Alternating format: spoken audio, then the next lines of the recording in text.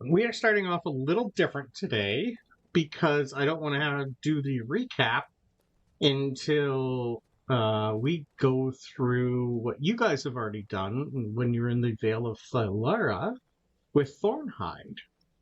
So Skye wasn't here for this, so we are catching you up basically on something that happened to everybody. Okay. So the last two sessions ago, Irma rolled well and found a hidden path on the mountainside to get out of the wind and weather, and you guys needed a place to rest. You ran into, so on roll 20, I'm going to show you two images. You found a little old hidden druid grove Ooh. called the Vale of Thalara.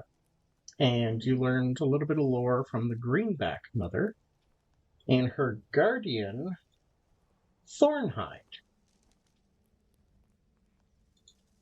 She is the Amaranthian of Fate that you guys all discovered.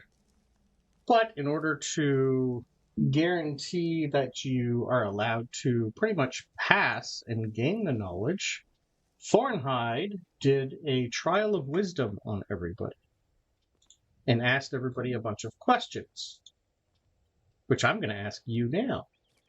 Oh my. All right. Yeah. So Thornhide pretty much wrapped everybody in thorns. You were being pretty much squished and pierced by thorns while he was asking these questions. I don't have exactly what damage it was going to do, but it was a couple days ago, so I'm not going to worry about it. But in your head, you hear him say, Skye Thistledown, you are trying so hard to hold on to your Grand Grammy's past that you forget to make your own way. Is her trinket worth dying for?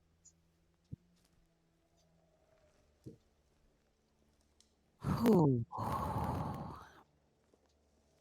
In this moment, I think that Skye having an affinity for the wilds and for adventure, for untamed places. Is there a way for her to perform an insight check in this moment? Absolutely. I'll put you over to the map everybody else was on too when this happened. Sure. Let me just roll that. Oh no, and that is an absolute natural one for a 2. Again, So first roll back. So I'm going to say you are getting the feeling that you need to answer truthfully, and answer you must. You're not fate, but you get the sense that he's waiting for your truthful answer, basically. in this moment, Skye is humbled by the sheer size and power of this creature. She feels its ancient nature. And with her thoughts always connected and in tune with the goddess, Rhea, there is a moment, there is a clear moment of panic as these thorns close in on her. But then, amidst that, there is a surprising breath of calm that suddenly overtakes her. And in that realization, she feels the goddess with her. And she replies back, things can be replaced, but the people in our lives can never be. I would rather die to protect my comrades if it came down to it. If you learned what is really happening around here, would you put aside your own goals to help deal with the now?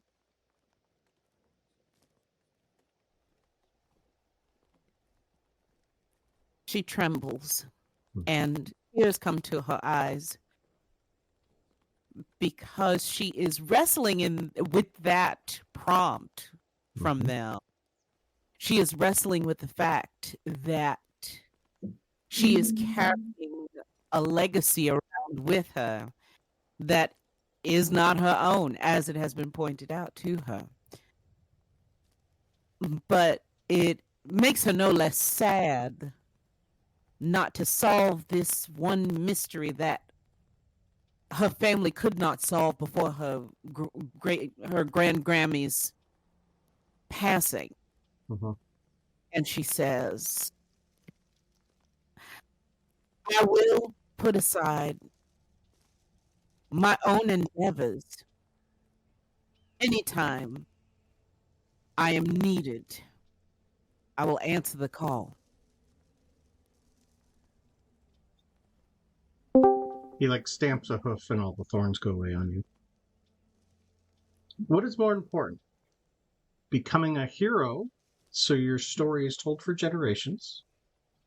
Making everyone around you listen to you so you stand out? Or just be yourself and do what you can?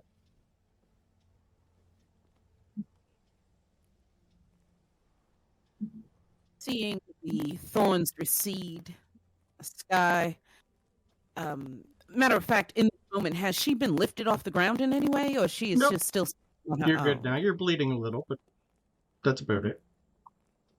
Understood. She looks at her wounds. She winces a little bit. But then she lifts her gaze to this enormous being, to look him in the eyes as best she can with her diminutive stature. And she says, Land's sakes, my grand Grammy always taught us that it is our duty to be ourselves. The world, the universe, everything demands that of us. Nothing more and nothing less. At this point, you would everyone else was pretty much being asked the same questions, all in their head. Bronobi was the only one who decided to scream his answers back, so everyone else pretty much answered theirs in their own head. Bronobi, everybody heard. At this point, he stamped another hoof, and you were taken to the Vale of Thalara. Inside the mountain, it was pretty much like a hidden druid grove. There was a bunch of wounded animals down there in a small creek. And there was this tiny little fey fairy that was tending to the wounds of everybody and everything.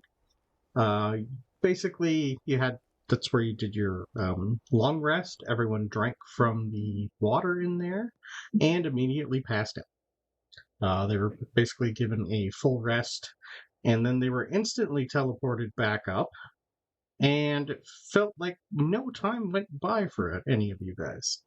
This was quite quick and easy, and neither of your perch guard guards were allowed to join you. They were there, and they just seen you lying on the ground.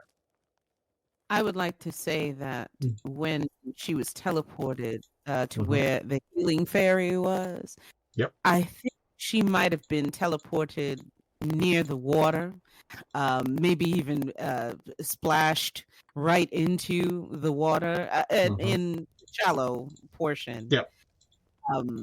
If you'll allow, I'm good with that. And it became a bit of a baptism for her, really, with realization of the words that just flowed from her. She felt from the heart what she was saying. So I think that would be a symbolism for her for some time to come. Perfect. Well, that's when pretty much everyone leveled up to 5, and you were all given the Boon of Thalara. I think I've already put it in your character. It basically gave everybody the Lucky Feet. Because she is the Amaranthian of Fate. Okay. Yeah. So now I'm going to read the recap, so you are caught up on what happened since then. Thank you kindly. Welcome. I liked that. That was good. So, last session started off with our party waking up to find the scout Rax missing. He was on the last watch, and he was about a half hour late checking in. So Reynard woke up the rest of the party and headed off with Orwin to find him. Jeremy, Bronobi's familiar, also joined. Now, it was a little hard to find any tracks as you had woken in a blizzard on the side of the Crest Mountains. But after 20 minutes, you did find a track. It was almost fully covered in snow at this time, but it was at least a trek. After about a half hour, they found Rax's torn pack and some drag marks that were covered in blood and took off. Another half hour found some smoke in the air and a bandit guard post in the distance. I'll put you on the guard post so you can see what it was. And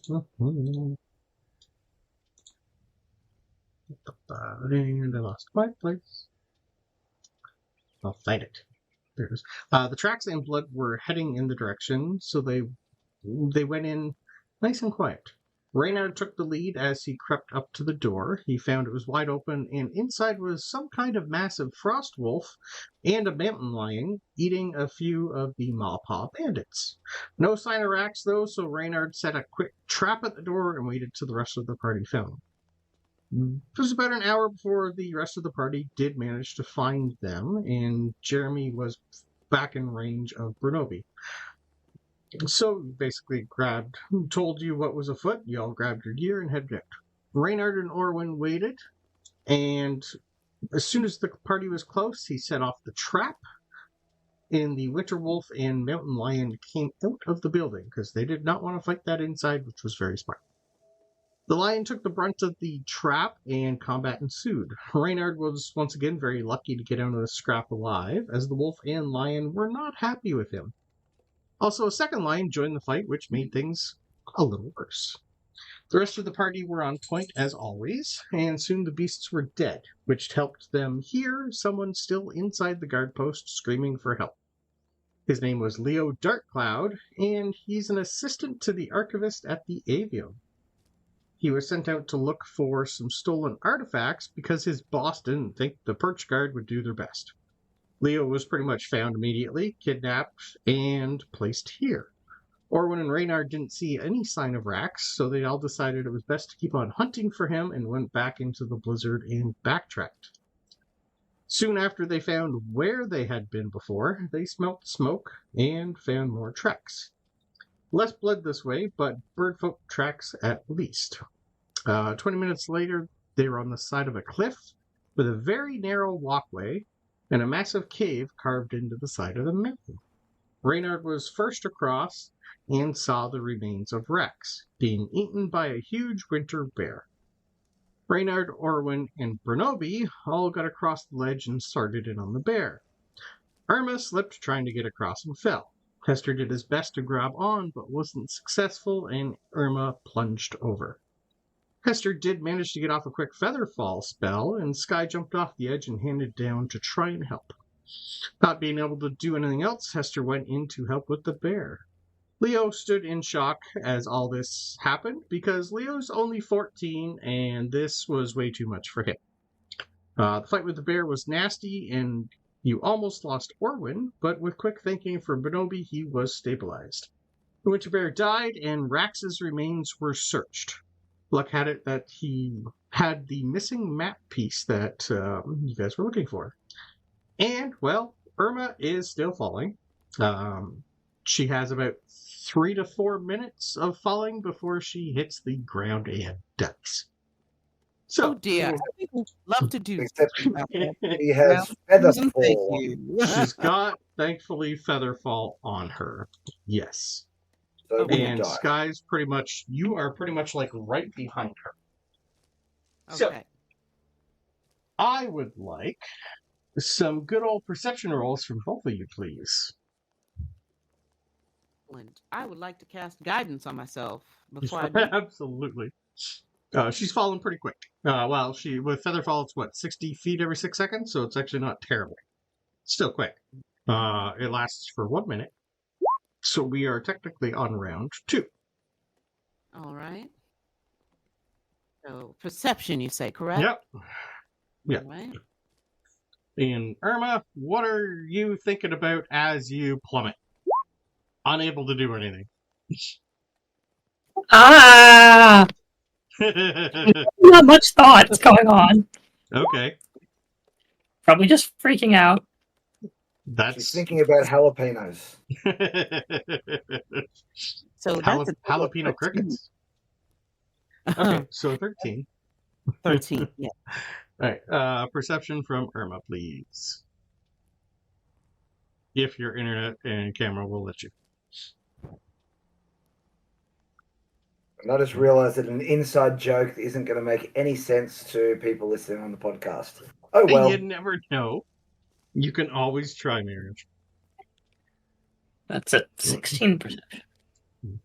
Irma, 16 is enough to also see Leo dove off too. What? Gathered a little bit of courage. Maybe he slipped. Hard to tell, but he's not doing too good. Because you'd probably be able to tell as you're falling, he's never used his wings to glide before. Oh, no. Oh, no. All right. Oh, no. Yeah. So, can I please have, I need a... What are you doing, Skye? Let's go with that. Irma can't do much except for grabbing midair. Right.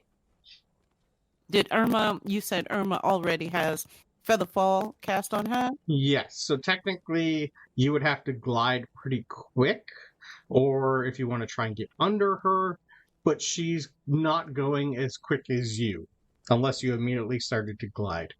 I can't remember how fast does glide bring you down. I think it's like 1 foot for every 5 or something like that. Not sure. Here, let me double check that. While I'm double checking that, Yeah. my main concern is that our friend that has also dove offside, is he going? Because if with a 13, I'm going to say you did not see him because he's technically above you. You would probably hear him. Right. I'll say that. That's what I'm saying. If my perception check would allow, and if she heard suddenly screaming or shouting directly above her, I think that would definitely garner her attention. Okay. At least you know he's a bird folk, so maybe he'll get it right. I would like to make a suggestion here. Yes, sir?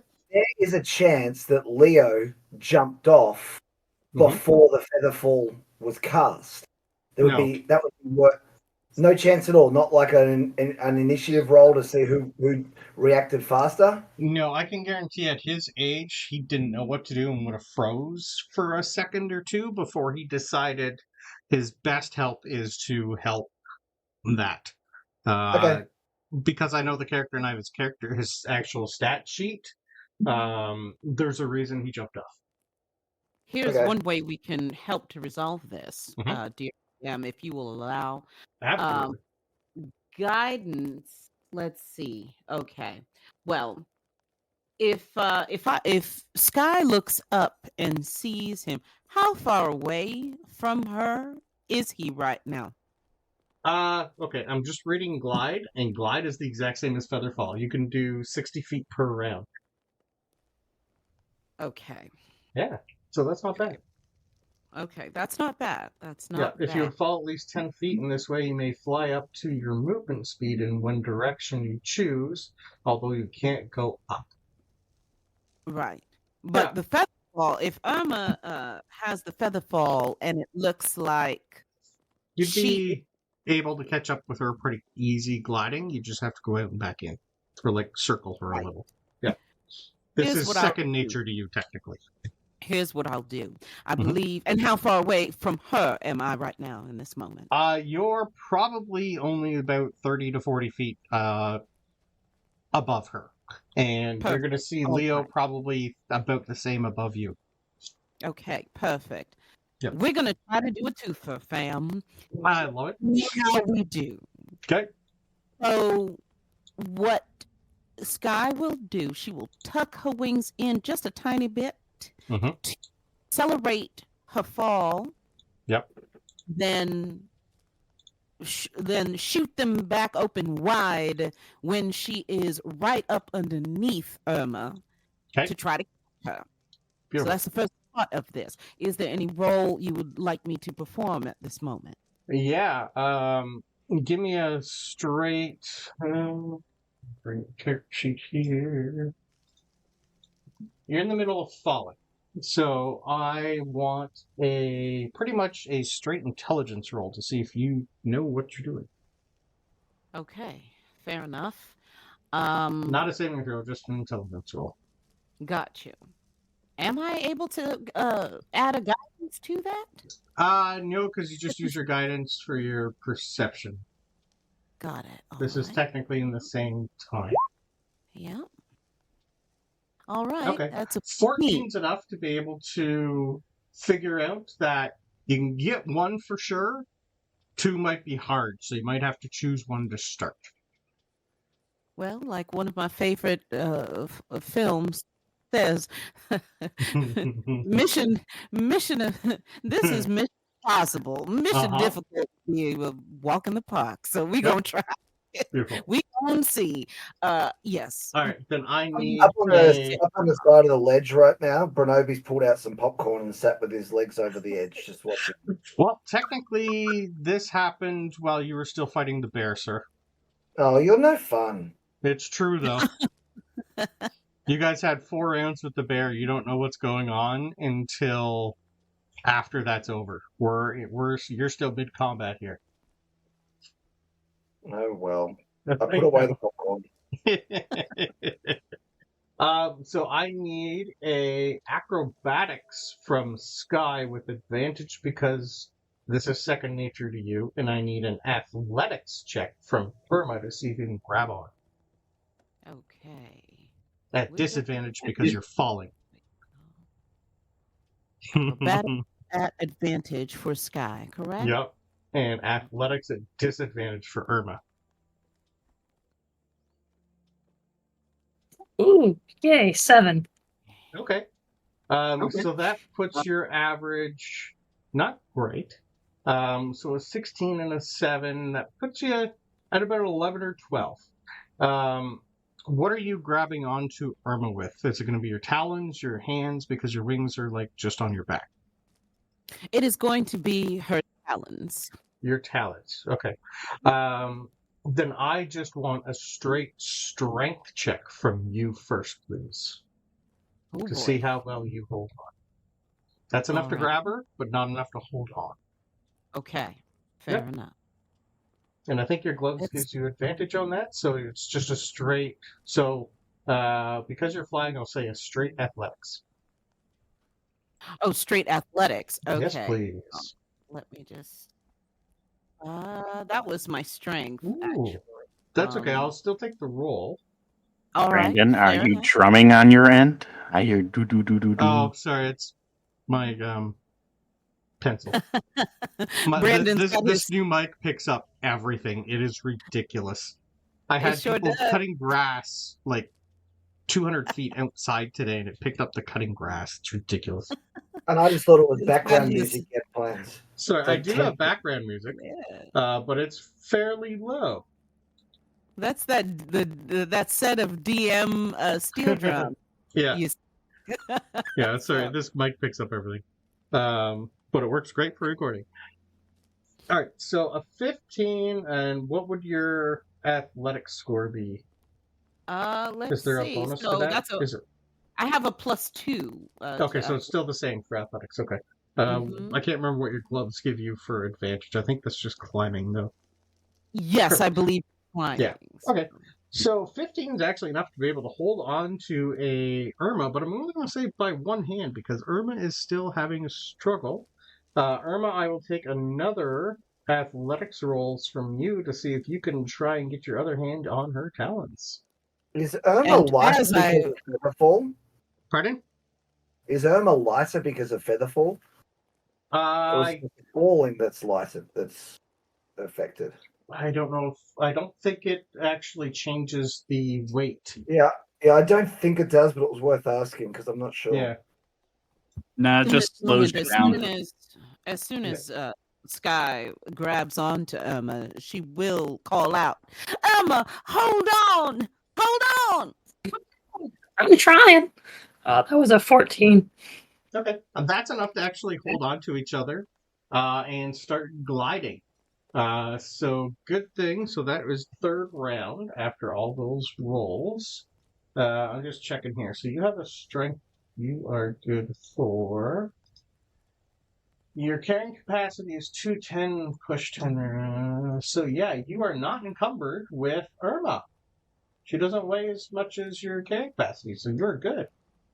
And what I'll try to do is to fly, perhaps, or glide. As we're gliding, what type of terrain is below us? Like how far below us is the forest floor? You're roughly 5 miles up. Oh my god. So you've been climbing for a while now. It's not been great, but you're still you're pretty high up.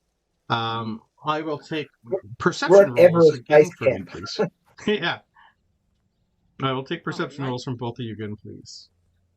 All right. Are we considering this a new round? Just yeah, we're technically on round 4 now. Okay. Let's see. Keeping track. 17. 17, that girl.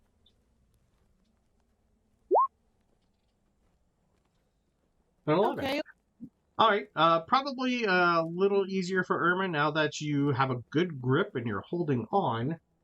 You do see at least another 500-600 feet to your immediate left where you guys came from. If you started heading that way, you eventually will hit a path, but you're going to still have to drop quite a distance to hit it. But you can at least steer yourself in a direction. Whether or not you collide with anything along the way is going to be up to Skye, because she's doing all the steering. So, as this has happened, you at least caught her. When you catch her, you both see good old Leo in, well, he's past you by now. Oh boy. All right. But he's getting the hang of gliding. He's got his wings out. He doesn't have anything other than his wings, because his pack was really gone. He doesn't have anything. He's quite young, but he's having trouble.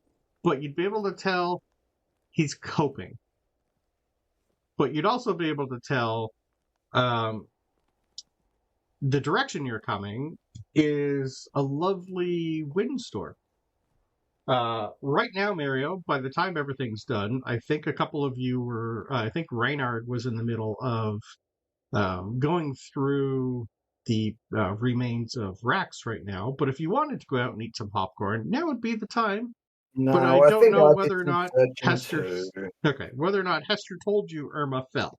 You were in the middle of combat when this happened, so I don't know if you actually heard that.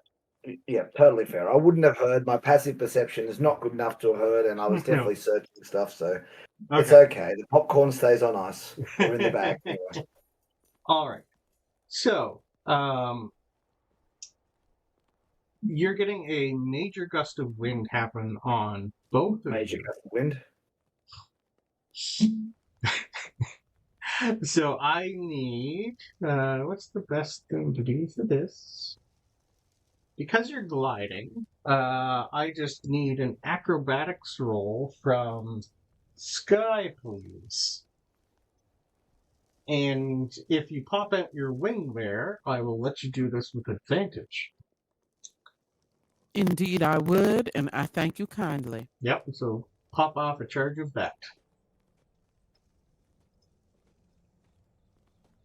And also And this- remember, if you fail anything, you have 3 luck points you can use.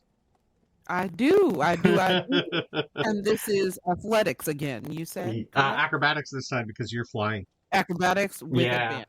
It's going to be pretty Alright. much athletics for Irma to hold on and acrobatics for you. Understood. So I need just athletics from Irma, please, to see if you can hold on. Just straight roll. Because you're technically getting help and negating all the... That's a 10. Okay. You have luck points. You can lock that if you like, yep. You can't guide yourself because technically both your hands are in claws, so you can't touch yourself. You could technically guidance Skye, though, because you're holding on. Well, honestly, I would throw the guidance. I would throw the guidance to Irma. It's a little hard while you're flying, though. You'd have to reach down and touch her.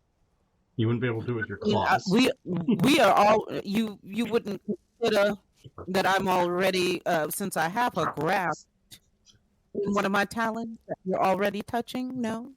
No, this is like you, unless you do your magic through your talons or your, I would assume it's through your hands. Not many people do their magic through their feet. It's highly possible it would work. I just don't know the logistics. Sure. That would be fun to play a character who uses their magic through their feet, though. Like a dance bard, I could see that. Oh, sure. Yeah. So yeah, that's still at least enough to be able to hold on, but you're starting to slip. That will propel you at least 100 feet with your wingsuit and your speed. Yeah, but you do. I will take perception rolls once again. All right. And here we go. 10. Oh dear. Okay, you don't see anything. You just hear you hear a little wee from Leo. Okay. Seems like he's having a little bit of fun. I rolled to see how well he was going to do earlier. It took him 4 rounds before he finally got the hang of it. So yeah, we are doing one last roll. The wind has died down. I just need one more acrobatics from Skye and another athletics from Irma. Irma, let's hope you can hold on, or you're going to start plummeting again. Is that acrobatics still at advantage, sir? Yes, for you. Yep. All right, great. That's a 12. Okay, as long as you got not less than your last roll. Oh boy. All right. So it takes you guys probably at least another 20 minutes before you can land safely. This isn't going to be something that goes quick. And you will be able to tell you have at least another 3 hours of trekking to meet back up with your party. But you do save Irma. Okay, fair enough. As we go, I think Skye will... she is definitely getting her full exercise today. So she will glance down to check that Irma is all right. Irma, you're still hanging in there. Don't let go. I'm doing all right. I'm hanging on.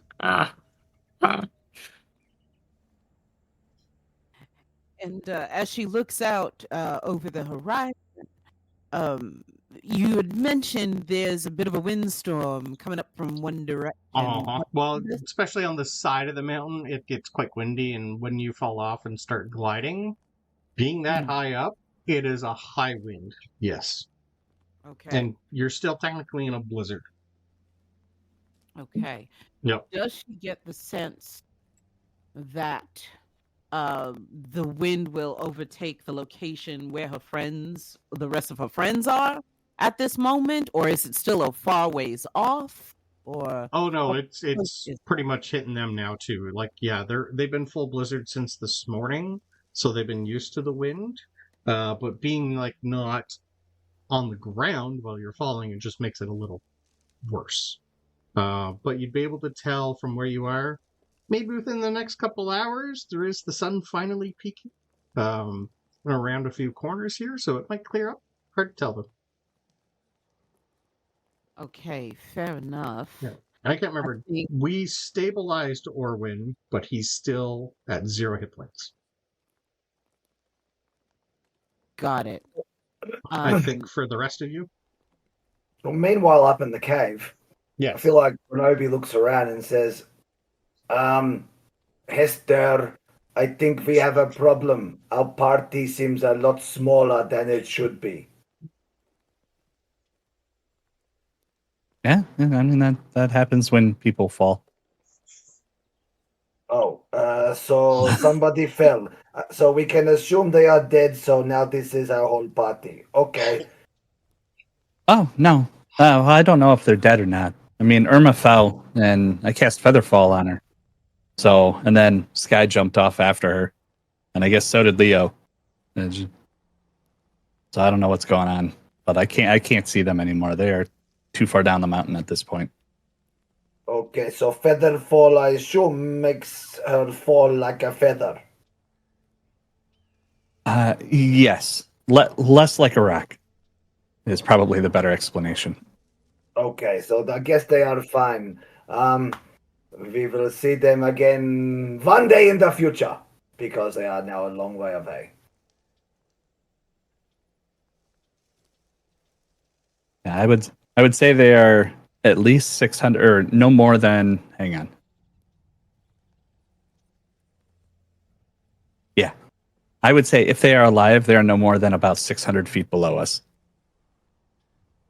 Oh, okay. Well, that is nothing then. Because we just... because Featherfall only lasts for a minute, so if Irma wasn't caught within that minute, she hit terminal velocity and is currently in many pieces on the ground. So let's hope Skye got to her. They would be somewhat cute pieces, at least, I suppose. They would be very adorable pieces. Mm-hmm. It is very, very windy outside now. I am thinking best bet is to stay holed up in here where it is dry and safe. Plus, then they would know where we are if they are alive. That's true. Reynard, what you doing? Is there, I guess getting the bear to create a blanket for who's currently unconscious? Orwin, your last surviving perch guard member. Yeah, so I'll give him a healing potion to heal him, and create a cool. Start skinning that damn bear. I take the S away. Is it just a regular healing potion, 2d4 plus 2? Yep. Okay. I shall roll. R.I.P. Rack. I missed that, didn't I? Yeah, he's up here, currently dead. Ooh. Yeah. So 4, so he gets 6 health back. Okay. 6 of 45 bet.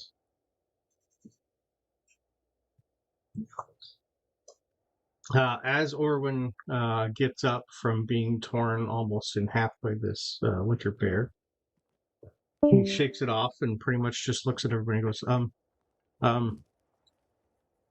oh, it's dead? That hurt.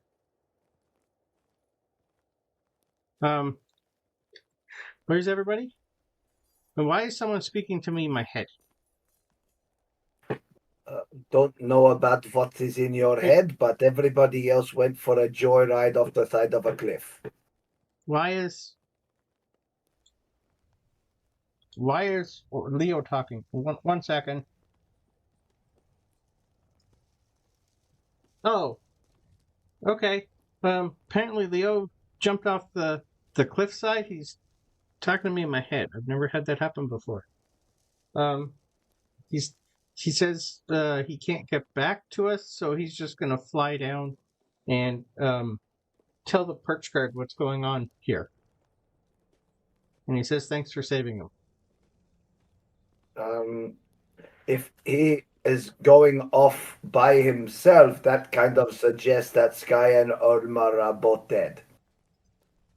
But he said they seemed okay. But that's all I got. He got caught the last time he was out, so we'll probably find him again at some point captured. Brandon, stop drumming. Sorry.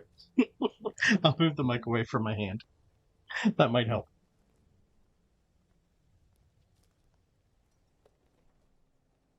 I don't know. Well, I'm tired. I guess we have saved him, so job is done.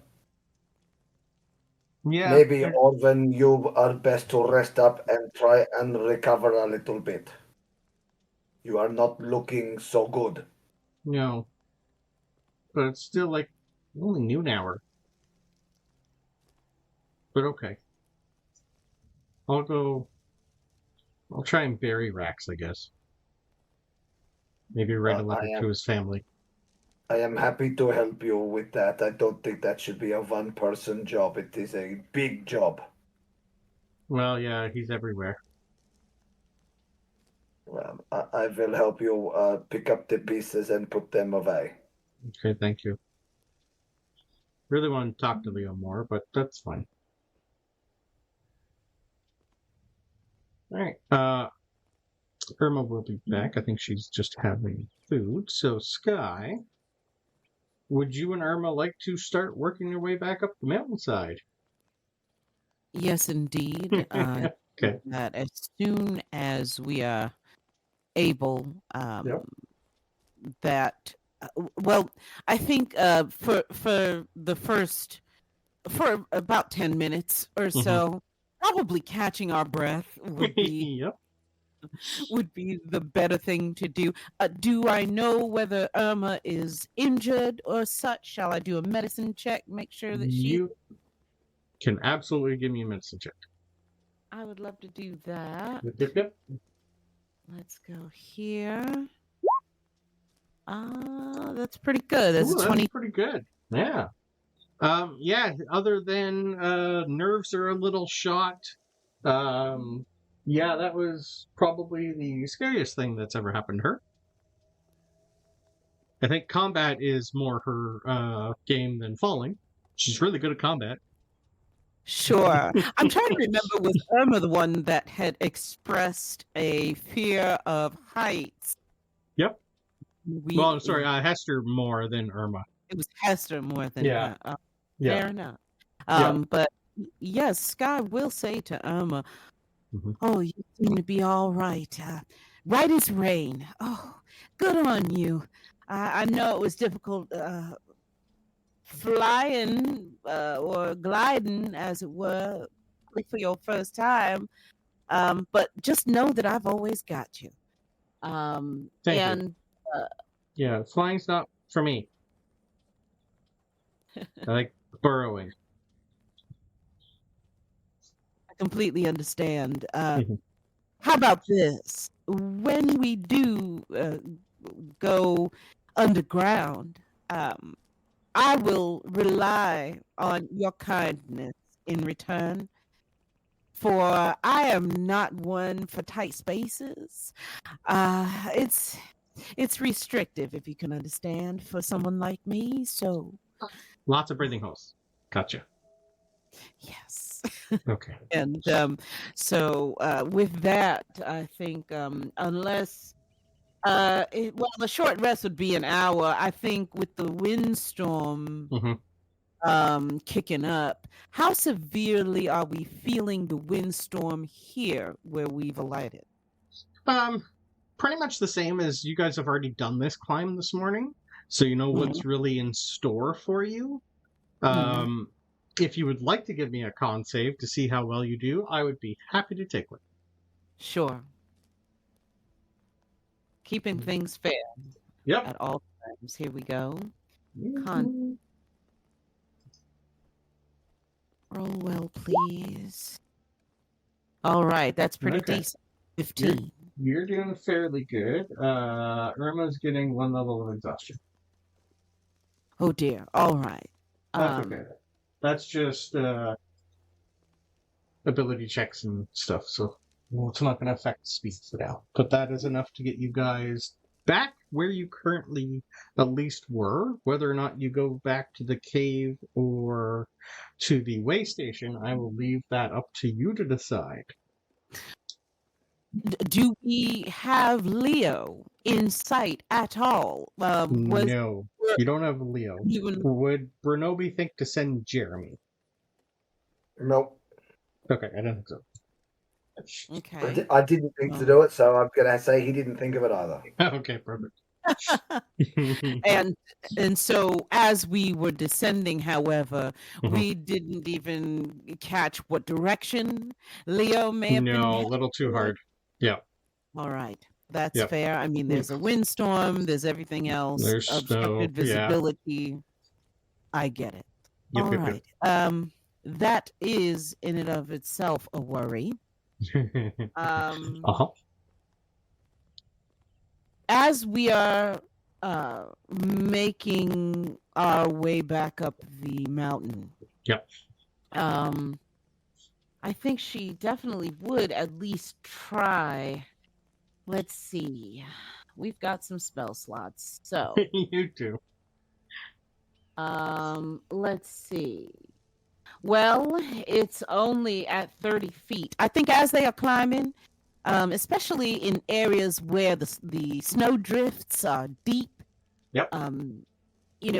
sound can be muffled very easily if someone is calling out for help. She's going to pop her Detect Evil and Good. Okay. Which will, once again, that is for the duration. You get the location of any aberration, celestial, elemental, fey fiend, or undead within 30 feet, just to make sure that nothing is sneaking up on them as they are ascending the mountain. Perfect. And what's the range on that? That's 30 feet, I believe? Range is 30 feet. Okay. Correct. Perfect. And that is concentration up to 10 minutes. Okay, perfect. How many times are you going to do it? Well, how long did it take us originally to climb up the mountain? Going to be at least 2 hours to get back to the cave, or 2 hours to the cottage, to the way station. Okay. Yep. I think if it wasn't snowing and windy, it'd be like an hour and a half. But because of the weather, it's going to impede you just a little bit more. I think we're going to. You know what? Then what I'll say is, I'm going to wait until we are about an hour in. Okay. That to me makes the most sense because we would be further removed from any assistance behind us or in front of us, really. Okay. So at about the hour and a half or 2 hour mark, I think is when she would pop that. Okay, perfect. But if anything happens to us before then, I will say that your journey goes unimpeded and you don't sense anything. Okay. Yeah. Okay. Maybe if you started doing that at the beginning, maybe, but not at the top. Ooh, so bad! Don't do that, DM. Don't do that. Oh no! Oh no, Leo! I left you behind, baby doll. I'm sorry. So we'll go ahead and continue on then, and I think she will pop it again. Is there, since the windstorm has picked up, I imagine, how's my visibility the further we travel? You're pretty much, by the time you to the cave, it'll be fine. You'll notice the more north you get, it's going to starting to get foggy, and the more higher you climb, it's going to get worse. Fair enough. Well, she will count out the time then still. And the time of day, once again? By the time you get the 2 hours up, you're about 2 o'clock in the afternoon. Okay. All Yeah. right. Well, hustling along as quickly as we can. Okay. And in consideration of Irma's status and ability to move. Yeah, that's fine. She's pretty small, so worst comes to worst, like she can just start burrowing and making tunnels for you guys to get in easily and stuff. So between the two of you, I think you'll be fine. Because she doesn't really get impeded much on stuff like this because she can just dig herself a tunnel. And as established, Skye would really love tunnels. Yep. She'd try and make them big, couple air holes as you go, Right. Okay, perfect. So that's going to be your time for bits. What does the rest of you guys want to do while you wait for your friends? If you don't know if they're alive because you haven't bothered to go look, the only thing you have to go with is Leo said they were doing okay. Well, we were just going to wait for Orwin to rest and heal, I guess. I don't think we're going to go anywhere at all, unless anyone else had any other plans. So you wanted to do at least a short rest for an hour here. I would say so. Okay. Yeah. All right. I will roll his hit die because he can may as well use It seems them. the considerate thing to do when someone's injured and you don't have a cleric. Yes, 19. And during the process of that short rest, I'm going to look Bronobi in the eye, cast Charm Person, and say, draw a card from the deck.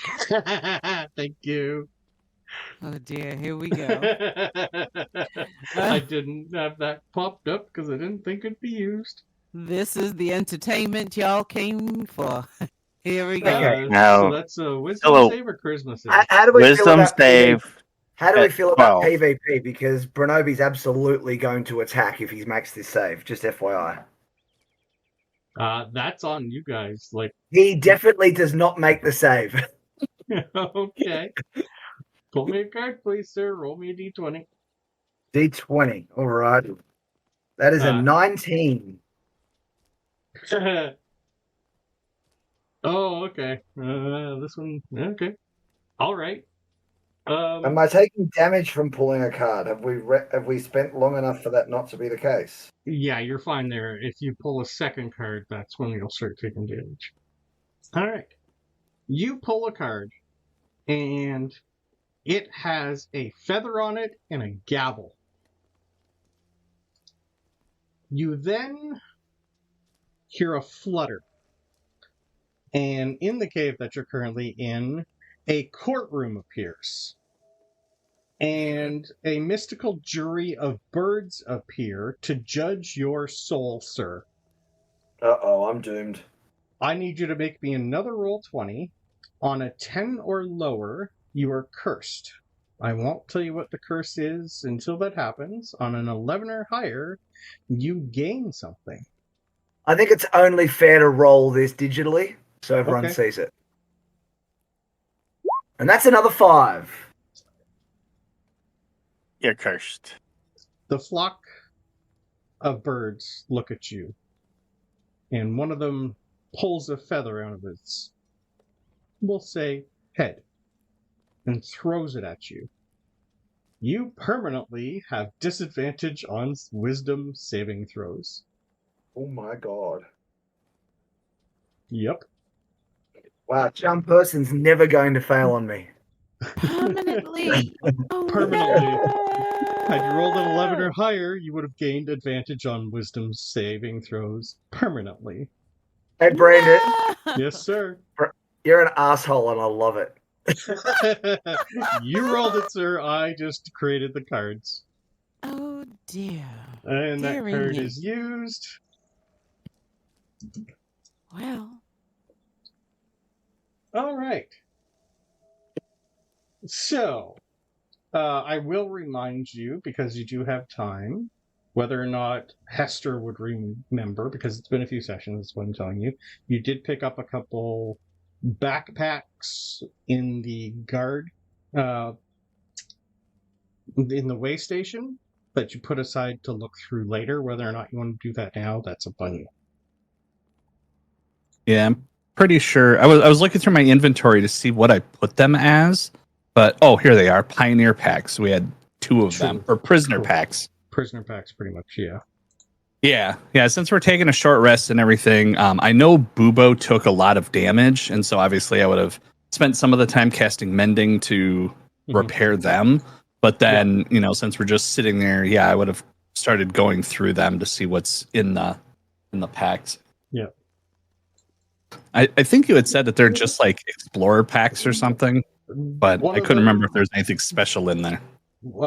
Leo told you that one of them was from a older bird folk that was there and they left her pack, and the other one was also from someone that pretty much the two people that were taken as hostages, their stuff was left there and they never got with them, so they're just prisoner packs from two prisoners, but he didn't know anything about them other than one was an old bird folk and one was like a younger Hedge, I believe he told you. DM, was Skye present when that information was given? Yes. And how long ago pretty much as soon as the fight with the Winter Wolf and Mountain Lion happened, Leo was saved, but no one wanted to stick around because you were still looking for Rax. So everything was put in the bag of holding and left for later. Now, the older bird folk that however, how long ago did he encounter that older bird folk? And was it male, female? I think female he did say. I'm pretty sure he said female. It's been a few sessions for Brandon. And I think he said she was there before he got kidnapped. Okay, so more recently. Yes. After the passing of Grand Grammy. Oh god, yeah. Like this was just recent. Yeah, because Grand Granny's been gone for a while. Got you. If you're skinning the bear, I just want performance rolls, please. Surely it's nature or survival, not performance. Well, sorry. I'm thinking something else. Nature. I was thinking for the skinning actual part with the hand, with the knife. 16. Okay. That's enough to be able to know what you're doing. Now I'll take the survival roll.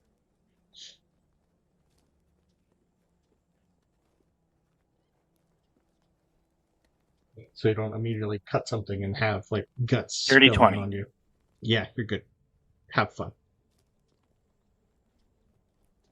This is going to take you a while because he is passive. So whether or not how long... Well, that'll be a good solid hour. Yeah, and by the time you've done that, the spell will wear off for Bronobi. So what was Hester doing other than Boomo? Were you going to go through the packs or no? Yeah. Hester would have pulled out each of the packs and started going through them to see if they could see what's in there, see if there's anything useful, and then obviously to see if there's any personal effects, so we could try to figure out who they belong to and return the personal effects. Okay. One of the packs has a... Brandon, how do you work out crit damage in your game? Do you do regular or do you do the D&D play 20 style? I don't remember. D&D play 20, sir. Okay, so... this is going to happen before that. Going through the packs is going to happen. Yeah, just time-wise, I'm just trying to figure out what everybody's doing for an hour. Yeah. Herbalism kit. A dagger. A really nice-looking sickle. One greater healing potion. A book of herbs and poultices.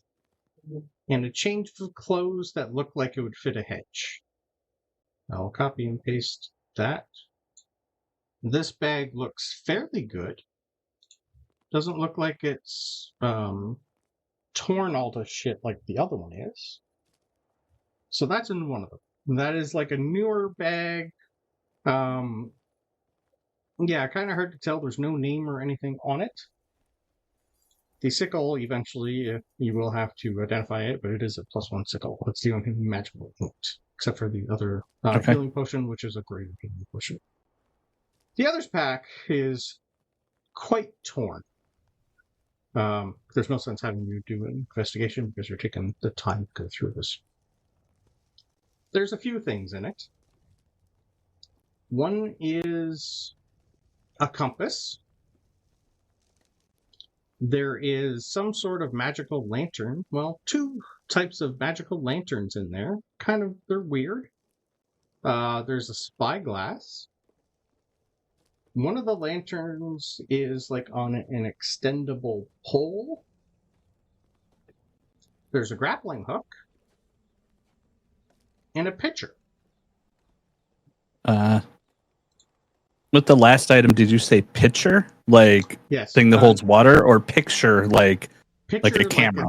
Yeah, but magically done. Okay. Yep. So when the spell wears off, it's just as the skinning is about to be finished of the bear. Mm-hmm. Reynard will suddenly have an explosion in his back. Okay. Of 14 piercing damage and 18. At the hour, that's definitely going to wake Orwin up. And I'm about to lose internet connection because I got to reset the router. So how much damage did I just take? Okay. 15. And I'll wait to say anything until you have your internet back. That's okay. Orwin can yell at you. Well, it's only a piercing arrow, not a bursting arrow. There's no reason. It's not loud. It's not going to wake. He would hear. Okay. He's definitely on edge. He is a guard, sir. That's fair. In a cave that almost killed him. All right. So as he resets his router, you do. Would 32 have taken him down? Like, did he have that many hit points? You would have killed Orwin. Yeah, he's not full. No. I mean, would it have taken down? I don't think so. Well, I thought he might have been injured in the fight. I couldn't remember. I think. Nope. Okay. Yeah, no, he's... Surprisingly enough, I was not attacked at all during that fight. Oh, nice. I mean, I didn't actually want Bronobi to kill your character, but Bronobi probably did at the moment that he shot the arrow. Okay. At some point, you definitely... Wait, you're firing an arrow? How far from me are you doing? Because you're behind me. Yeah. Are you within the 5 feet range that it should not work? Seems unlikely. I mean, I don't know. I don't have the positioning in front of me, and we've all moved around and searched. So I think it's realistic to say that we've all moved around. But mind you, you're saying this after the fact. You're not saying it like, yeah, I got right behind Reynard and shot him. Okay, that's already disadvantage just because you're right behind me and you shot me. Yeah. I mean, you get... So you want to do PvP, but you're doing it with disadvantage. So now I'm going to be very annoyed by this. I think that's fair. How about a luck roll or something to see if I happen to be standing next to him? Because he's not stopping to think, how am I most likely to hit this guy? He's just reacting to the moment of realizing he's not only had a spell cast on him, a hostile spell, but also that it's now, done this stuff to him, like cursed him in some way. So I think a luck check to see if he happened to be next to him. Is that fair, Brandon? Yeah, like, for me, it's... Because he's right. It should be disadvantage if if I was too close, I think I would be disadvantaged. So then I would have to roll again. I think that's totally fair. Yeah. So if we say 1 to 10, I'm right next to him. 11 to 20, I'm not. Okay. Yeah. Just give me 1 sec, because Hester was still in the middle of doing a bunch of things before this would happen, which might change the outcome of this. You just went in before I could talk, but yes.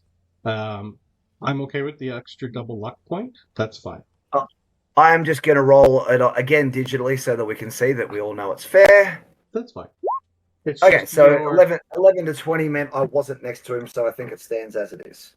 Okay, so the card itself would have lasted not long. So everyone has had at least 50 minutes knowing this happened. That's all I'm saying. So whether or not Hester does anything before that, 1 hour is up. We'll figure that out. We'll keep the damage as it was, because you've already done that. I'm okay with that. But before that happens... Yep. Yeah. I was going to say, Reynard, is he back? But I'm not sure, because he said he was turning us around. Yeah, he's just doing that now, so I'm going to say probably not. Okay. So Hester... Okay, Yep. The contents of the second bag. most of it seems you're not too sure what it is. You're going to have to take the time to identify it. But I will type out the ones that you know. Because if you identify a couple of these before Bronobi goes and does what he does, other things might happen. So you get a compass. Ooh, interesting. Yes, that's why I was in the middle of doing all this when he went off. So there was a compass. 2 lanterns. They definitely seem magical. A spyglass. And a grappling hook. And a pitcher. The pitcher. I would assume you're going to look at it. Would you turn it over? Yeah, I mean, as I'm pulling everything out, I'm just kind of looking at it. Beautiful. So I'd be holding it in my hands, turning it over, seeing what's what. Cool. Especially with the picture, it's just 2 sides. So I'd be like, oh, look at the picture, see if there's anything written on the back. The picture is of 3 Vulpin and 1 Corvum. There's a mother, there's a father, and there's a baby. And there's also a Corvum there in the picture. So, Frost, before all this happens, we're going through the contents of the pack. There's a picture in there. The picture that Hester has the picture of 3 Vulpin on it and 1 Corvum. They all look happy. They all are in the front of Salter's Port, because you can see the sign in the distance. The picture is Mom, Dad, and a little tiny baby, and a female Corvum. The baby does somewhat resemble Reynard in his facial markings.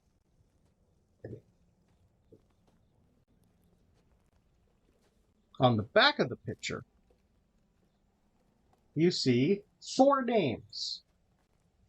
Marrow and Thalia and Reynard Red and Jean Thistledown.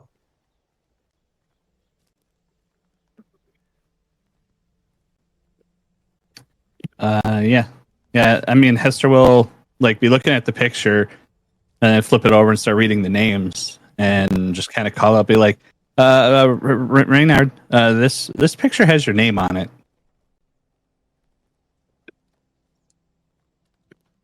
As I pull the arrow from my back, turn to This Bronobi, is like, before use. Oh, but this is before that? Yeah. Because he would have gone through these packs before the hour was up. Yeah, so the arrow might never happen. We have to sort of wait and see what happens. Yeah. I hadn't finished going through this yet. I think yes, in the process of skinning the bear, I'd be like, look at Hester and like, what? Yeah, and then Hester, obviously seeing that Reynard is in the middle of skinning a bear, can't grab the picture because her hands are bloody. So Hester will walk over and hold the picture up so they can see it, and then just say that there's names on the back. It looks like your parents and someone else. So the picture itself has a male and female and a little tiny, 6-month-old baby and a female Corvum. On the back does have your name, and it looks like your parents' name. Which I don't think you ever knew what their names were. But it says Marrow and Thalia and Reynard Red and Jean Thistledown. Jean Thistledown, you know to be Skye's granny.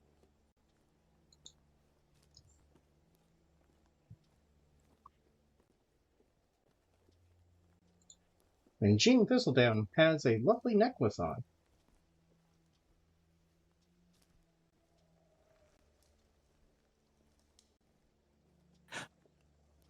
I can honestly look and say, I've never seen these people before in my life. Did Skye ever tell us the name of her gran? I'm assuming so, but I'm pretty sure she I said can't remember. Jean. Maybe? Did you, Yep. Skye? Yeah, I thought so. Share chiming in. Yep, she Okay. sure did say Pretty sure. Grammy Jean. Mm-hmm. Yep. Okay. Yeah. I also, to be honest, me as the player got confused when you said Corvum. I was thinking because we were talking about Bronobi, I was thinking that it was whatever the deer was, and not like a raven or a crow and everything. So that's on me. So yeah, I mean Hester would also, kind of. Oh no, I can't bring Skye into it because Skye's not there right now. Not here yet. I was gonna be like, Nope. Skye, your grand's in this picture too. Not yet. Yeah, the deer folk. I mean, deer folk are Cervan. Cervan, that's what it is. Okay. The thing that might have blown it all up would have been, hey, Reynard, so you may be adopted. No, just... oh, my. I mean, technically, Hester probably would, see that and be like, hey, Reynard, your name's on this. And then just kind of, call over to Skye and just be like, and Skye, your Oh, that's right. Skye's not here. Yeah. Just kind of, out of force of habit. The hell's that? Oh, okay. Yeah. So I'll just show the photo to Reynard, and then whatever happens from there. Well, I'm guessing it's not a Polaroid, so it's got to be a painting. No, it's magic. No, it is like a magical paper, picture that somebody has done of them. And the a Polaroid. Pretty much. But the markings on the baby's face are identical to you. The baby even has that scar across the eye. I'm just kidding. I don't know if he has a scar across the eye. He was a scrapper out the womb, huh? My goodness. Yeah. And it's in front of Salter Sport, where you know that Skye and Irma are both from.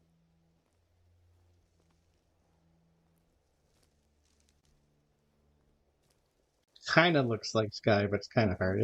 She's older. Well, in the picture itself, she's fairly young. She'd be about Skye's age in the picture. So does that mean that technically the Grandma Jean is has black feathers, but you see a couple of them that might be white? Grayish. Is slowly starting to, but yeah, she was in her maybe gray around the fringes, maybe and slowly starting. Yeah. The distinctive thing, though, is while Skye has golden eyes, I think Grammy Jean's eyes were blue. Yeah. Doesn't have any other markings on it, but I'll take a quick investigation of the picture. From both of us, or just one, or both looking? Yeah, I'm okay with that. All right, a 7. That does make sense. Reynard's doing other things. I didn't do much better. Oh, okay. I forgot I have a +7 to investigation. Yeah. So that's 15 then. They rolled an 8. So you rolled an 8? Yeah. Okay. Or I rolled 8, but I have the +7 to investigation, so it's a 15 total. Okay. Yeah. 15 is enough to be able to tell that the 3 of them, not the baby, all have the same ring, like a signet ring on. They all look to be identical, but it doesn't look like you can tell exactly what's on it. Did we find a signet ring at some point? No. Okay. Not like this one, no. I think you found a ring, but I think it was just one to sell. And Reynard bought himself a ring. Okay. Yep. Yeah, because I know I also have the Ring of Warmth, and so I remember I have that. But I don't think that was a signet ring. I think that was just a ring. Oh, regardless, Reynard's going to be like, hold on to that. As he looks down at his hands, they're currently covered with bare blood. He'll be like, make sure Skye sees that. I'm just about to finish up. Yeah, I mean, I would show Skye this, but she kind of leapt off after Irma. I don't know if you remember, so she's not here right now. But it's like, do you want me to go find her? You're welcome to try, but just keep that safe for right now. Okay, yeah. I will keep it safe. It'll be in my bag of holding. Mm-hmm. Yeah, and Orwin is still asleep. Never mind. Joys of 5 different times going on. A rod for your own back, fella. Oh yeah, well this is what happens when people fall. Time gets a little wonky and fun. All right. So, as another real quick thing, with the contents of the second bag, for the lantern, you said there was 2 of them, right? there's 2. One is on like an extended pole. The other one does seem to be some sort of lantern. They both seem magical. I just want to know what you want to do with both of them. I mean, any items that Hester finds in the bags that seem to be magical, I would, since I have the time, I would take the time to ritual cast Identify on everything. Okay. Perfect. So which one do you want to do first? The one on the pole or the other one? Probably the pole, because that seems interesting. Beautiful. That it's Are on you like going to kind of a extend retro. the pole first? Hang on, I'm gonna do a quick roll to see if I would. Yep. This is No, I would not. I'd be looking and be like, oh, this is interesting, and then try to identify it. Okay. When you finish or start trying to identify the lantern and throw a little bit of magic into it, it lights up the lantern before you extend it, and you see some sort of tiny little greenish glow inside of it. Almost like an eyeball appears, and it just stares at you. Sauron, is that you? What are you doing? You're not my companion. Who are you, and why are you touching me? Oh, hi. And then Hester will pull out their magical tinkering thing and just like click the button on it, and it's just like, "Hi, I'm Hester. How are you? Hi, I'm Hester. How are you?" And then they'll click it and put it away. Where is my owner? I don't know. Here? Bag. No, this is all in his head. So we just see a green light floating in the damn lantern as he's holding it? Yeah, pretty much. And we just saw him pull out his "Hi, I'm Hester" thing? Yep, you did. So in a way, Hester's talking to nothing, but we don't really get why he's doing it. He's staring at some sort of magical eye right now. And he pulled down his rock. And then is when the thing is talking to me, obviously I'm hearing it in my head. Yep. Do I get the feeling that I could just respond like telepathically back to them? Like I know it's in my head, or is it just like I think I'm actually hearing it and I just am talking back to it like verbally? I'll take an intelligence roll. Okay. You're fairly smart. Oh yeah. I would think right, you would know okay. to be able to just talk to it. Okay. That is. I think you would. Whether or not you it's want to, that's a different story. Yeah. Yeah. So that's a 17. Oh yeah, you'd definitely go, oh yeah, I can talk to you. Either will work. You'd probably be able to figure out because you're holding on to the item. If you weren't holding onto the item, you might think you might need to not speak out loud.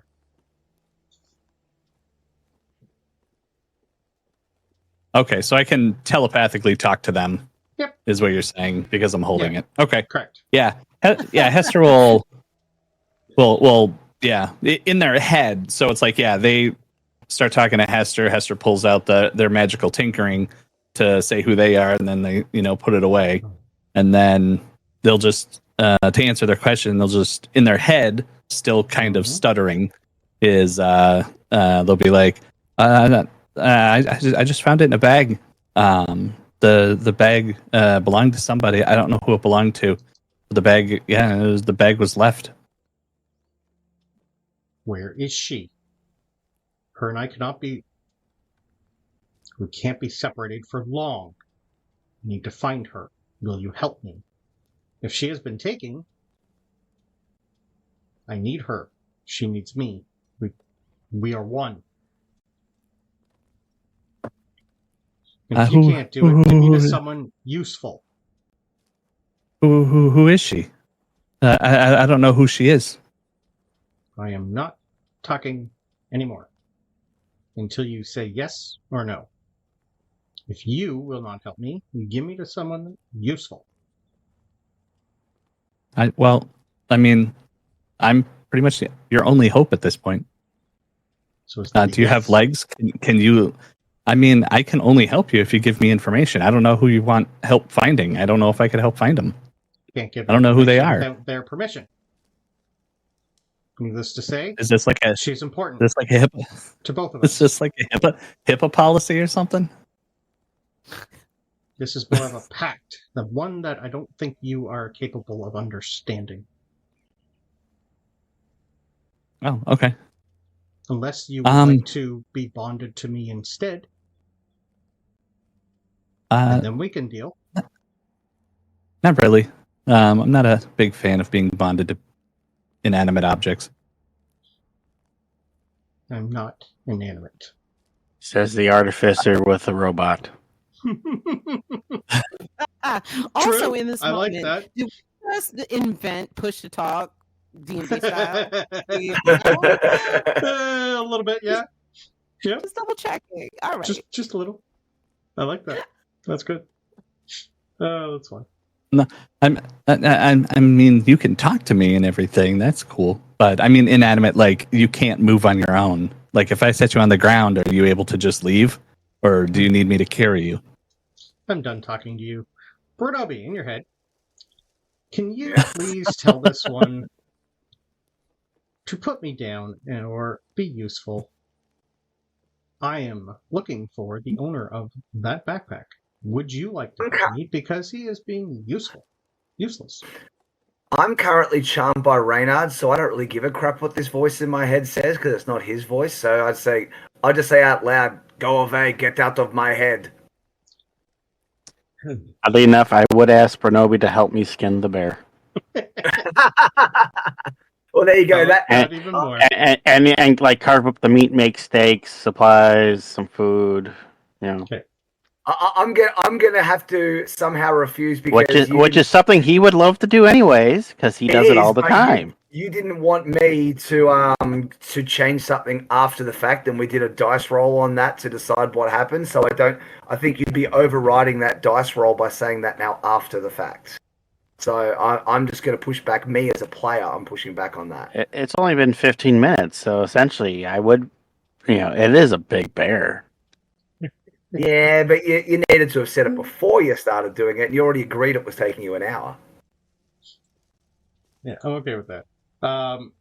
So be it, if you don't get anything, it would definitely, probably, you'd be able to get a sense that this lantern, or whatever is inside of it, if you're not willing to cooperate, it's not talking, and it's going to go inert once again. Okay. I mean, if it goes inert and it's not talking anymore, then Hester will just set it on the ground and then start looking at the next. When you say it goes inert, I'm assuming that the greenish light you were talking about goes out. No, that light stays. It just stops talking to you. Oh, okay. I will take a quick perception roll as you hold on to it though before it goes inert and stops talking to you. See, I hate calling something like this a Karen because shout out to Karens out there that there's nothing wrong with y'all at all. Y'all are lovely people. Yep. Wow. All right. I want to talk to a manager somewhere. Really? I mean, there's you can move on your own. Really? there are many good people called Karen, but the description of a Karen is very different.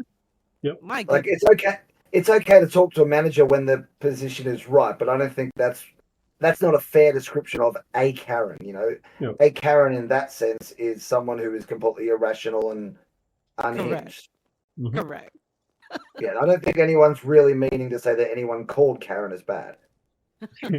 Yep. Correct. I know many Karens, and they're quite good people. But yeah, I'll take a quick perception roll while you were holding on to the lantern while it was talking to you. All right, that's a 7. Yeah. Oh, no. Okay, never mind. Awesome.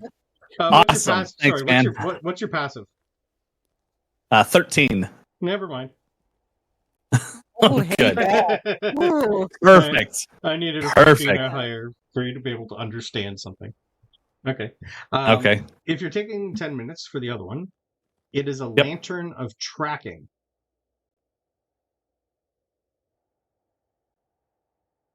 Okay. What it tracks, you have no idea. And after do you think you held on to the lantern for 10 minutes, the one with the that was talking to you, or do you think you would have stopped trying to identify it? Or would you have finished trying to identify it? Yeah, I mean, since I know it's magical because it's talking to me and everything while I'm trying to identify it, I think, I would still continue to attempt to identify it to see how, more or less, if I know what the thing is, then I feel like Hester would then know how to better help them to, find the owner and everything. Because they're being standoffish and not giving me any info. So I still want to identify them. Okay. After the 10 minutes is up, you don't get what it is. There's no name associated with this. You do get a little laugh on the inside. This one's a little different. This one's not so standoffish. But the sense that you get from the lantern is it's a contract between it and its owner. And if you sign that contract, you will be rewarded with something.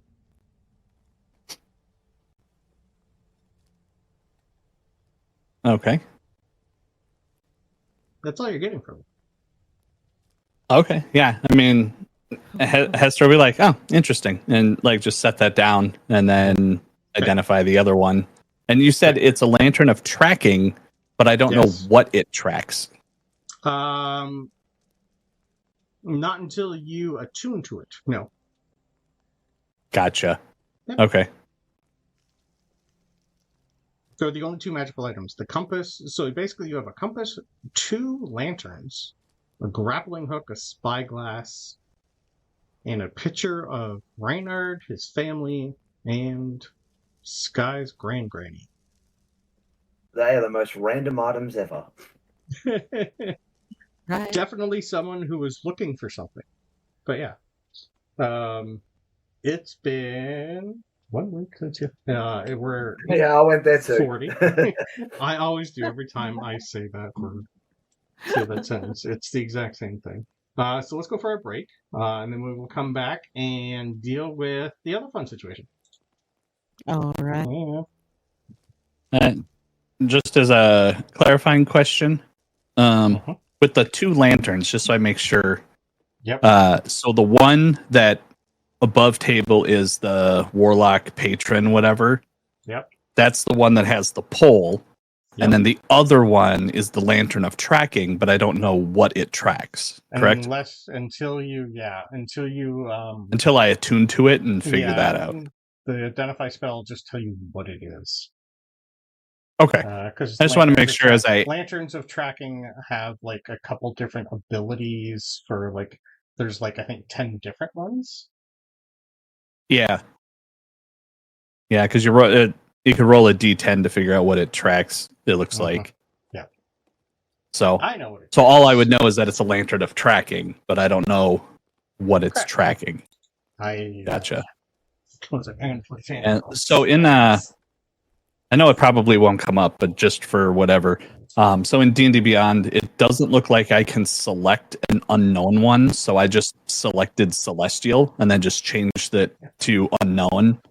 Oh, okay. Just in case you were looking at my inventory and you were like, no, the fuck? Just make it a elemental. Elemental. Okay. Oh shit! I spelled that. Okay. So And as established, Yep. Bronobi, standing way too close to be shooting an arrow, very foolish of him, has shot an arrow which goes through Reynard into the bearskin. So whether you want that to do damage or not, that's up to you. On the bearskin, and it was 15 damage total. He's dead. And then he yells, and then he would very angrily yell, "If you ever cast another spell on me, I will kill you. I gave you one chance, and now you do this." And then I feel like you would have said that first, anyways, just because you are a vocal person.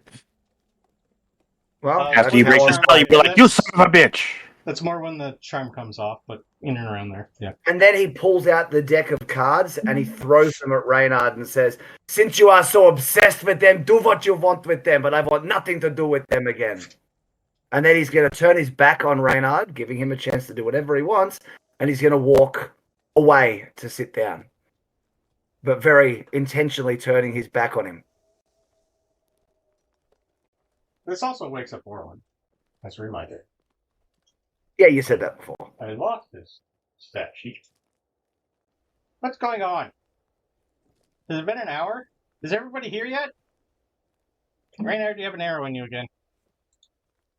Bronobi's gone crazy. He just shot me. What is there? Are we being attacked? Oh, you're. What? I don't know what's going on. I know. Should I roll to see if he's going to believe me after? Because hell, he sees the arrow. I'm trying to persuade him that he's gone crazy. He'd have to roll deception. He's assuming that you're being attacked, but nobody's moving, so he doesn't know what's going on. He just sees an arrow in you, and he's a little Like, Bronobi just attacked me. He's gone insane. He's insane. Are you insane? I suppose that's up to you to decide. Oh. Well, I am a perch guard. I've never had to make a judgment on people before. What happened? You could ask him. Let's see if he actually tells the truth or if he is just a deceptive person. What happened? There's his statue. Oh, here's the thing now. Well, I said Bronobi went insane and just shot me out of nowhere.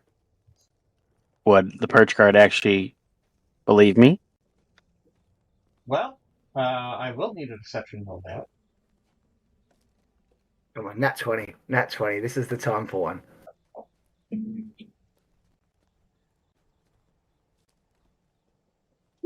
13. Okay. His passive insight is 16. I rolled a 12 plus 4, so he's got a 16. Oh, hang on, you said passive. 12 plus 4 isn't passive. No, his passive is 16, but I rolled a 12 just to see what he'd also get, and I got the same thing. There you go. We're not under attack.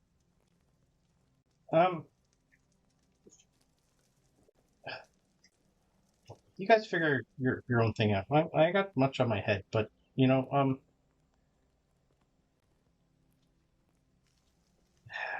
hold still.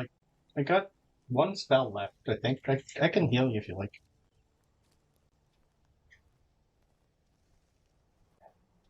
I don't really think I can judge you guys. Sorry. We have a job to do. There's been enough blood. You guys. So technically now I'm the owner of the deck of How many things? This is not the deck of many things. This is The deck of something. the deck of feathers and fates. Oh yeah, I should delete that from my inventory now. Yeah, there's a It's homebrew a item deck called the of deck of maybe feathers. 20 things. Oh, actually, I don't even. Is it just something you put? I don't know if I actually created the deck as a magic item. Oh yeah, I don't even have it in my list as a thing. We just all knew that I had it, so I don't have to delete anything. Oh, actually, you get 6 health back. Because I rolled terrible. He's only got a healing word left. Because he needs a full rest. And even though one card has been pulled, if another card gets pulled, there's no damage for me? For you, it's fine. It's the more you pull. You've noticed. So he pulled a card, and then he immediately pulled another card and took some damage. You And then another used one as command well on after him. that. You used command on him the first time. He took a lot of damage the second time. You were also lower level at the time, though, so it hurt a little bit more. So basically, it's 2d4 damage the second card you pull within the same day. Then it doubles to 4d4, 8d4. I'll pull a card. 16d4. 14.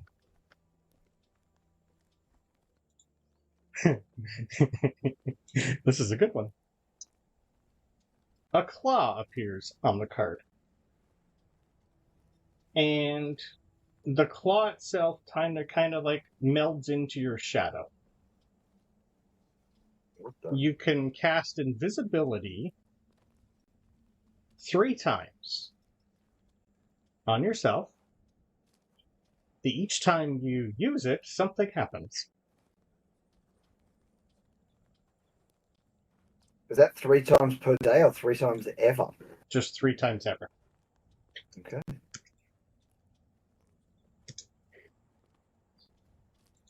And is the effect random? Nope. It is a static effect each time you do it.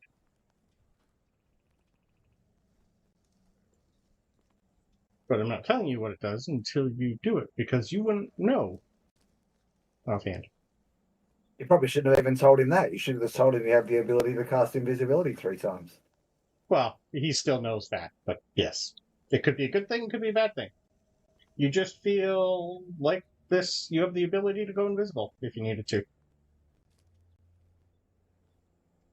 Technically, I already have that ability for ambush prey. I know, but this is the actual invisibility spell. Yep. Guys, you haven't rolled the same number twice yet. This is or did you once? Can't remember. I don't think you have. It's been a while. Don't think so. No, I don't think you have. That's what. So 4 cards gone? I think so. Yeah. 16 remaining. No, that would be 5. Yeah, I've done 4. You rolled 3, then now this one is 4, and I did the 5th. This was 4 and 5. Yep, 15 left. Thank you.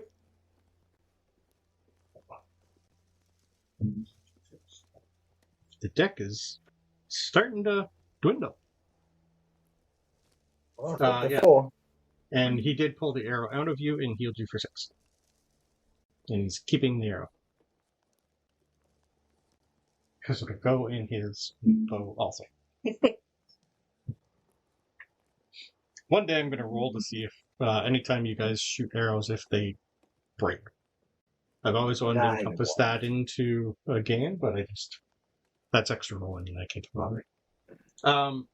Anything else you guys want to do for the last hour before your 2 companions finally find you again? Well, I might use a hit dice myself to get some health back. Yeah, you guys can take a short rest if you like. You're not doing anything major. By all means. I'll use the second hit dice because that was terrible. I only used Also, half of I was going to ask. more ones. I should use all of them instead of. The lanterns that I had found, those were also in the same bag with the picture, or was the picture? Sure. Nope, same bag. Same bag. Oh, here. I guess I could just look at the chat. Yeah. Compass. Another 17. Well, almost. Oh yeah. Lanterns. Okay. Yeah, I mean, I don't know if I'm allowed to try to talk to the lantern again. thinking about it, Hester would probably think, okay, well, it was in this bag with this picture. I don't know if the picture belongs to The let me see owner what of their the names lantern? were. Yeah, so I don't know if it belongs to Jean or one of Reynard's parents. I don't know if Marrow. I'm assuming Thalia is the lady. Just Yes. guessing on names here. Yeah. Yeah. So I wouldn't know who it is, but Hester might be able to put two and two together that one of those is probably the owner of this bag, and want to try to talk to the lantern again and be like, "Hey, is this who you need help finding?" Okay. Is that possible, or should I roll to see if Hester would do that? Nope. If you want to, that's up to you. You don't need to roll. Okay. You Yeah, I don't mean, get a response. I would think that. Okay. You might guess that the lantern's already asked you once and you said no, so why should it talk to you again? Is it still like the green It's light? Is it staring still at you. there? Oh, yeah. Oh, yeah. Okay. All right. And then when I cast Identify on it and spent the 10 minutes doing that and everything, all I found out was that it's just a lantern. Is that? Yep. Yes. Okay. Other than what I told you about it, like what you gain from it, you don't get a name Yeah. or anything else. Just the sense that Gotcha. this is a magical contract of some sort. Okay. Yeah. Then I guess that'd be all Hester would be doing. They would, to be nice would just be like, hey, if you wanna talk again, let me know. Because I think it might be one of these two people.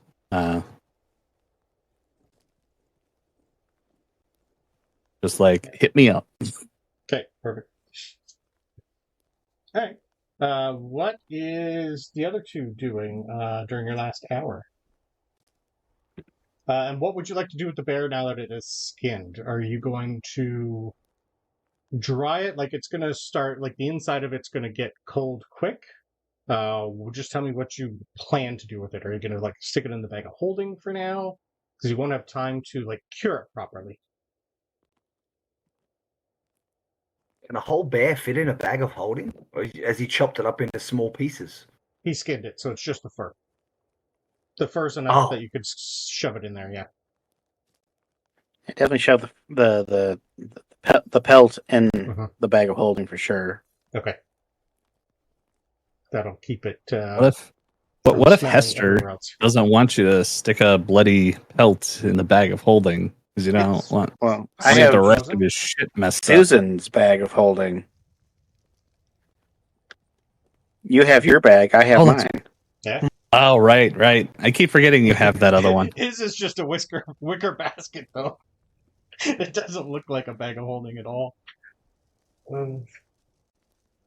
It's a wicker basket of holding.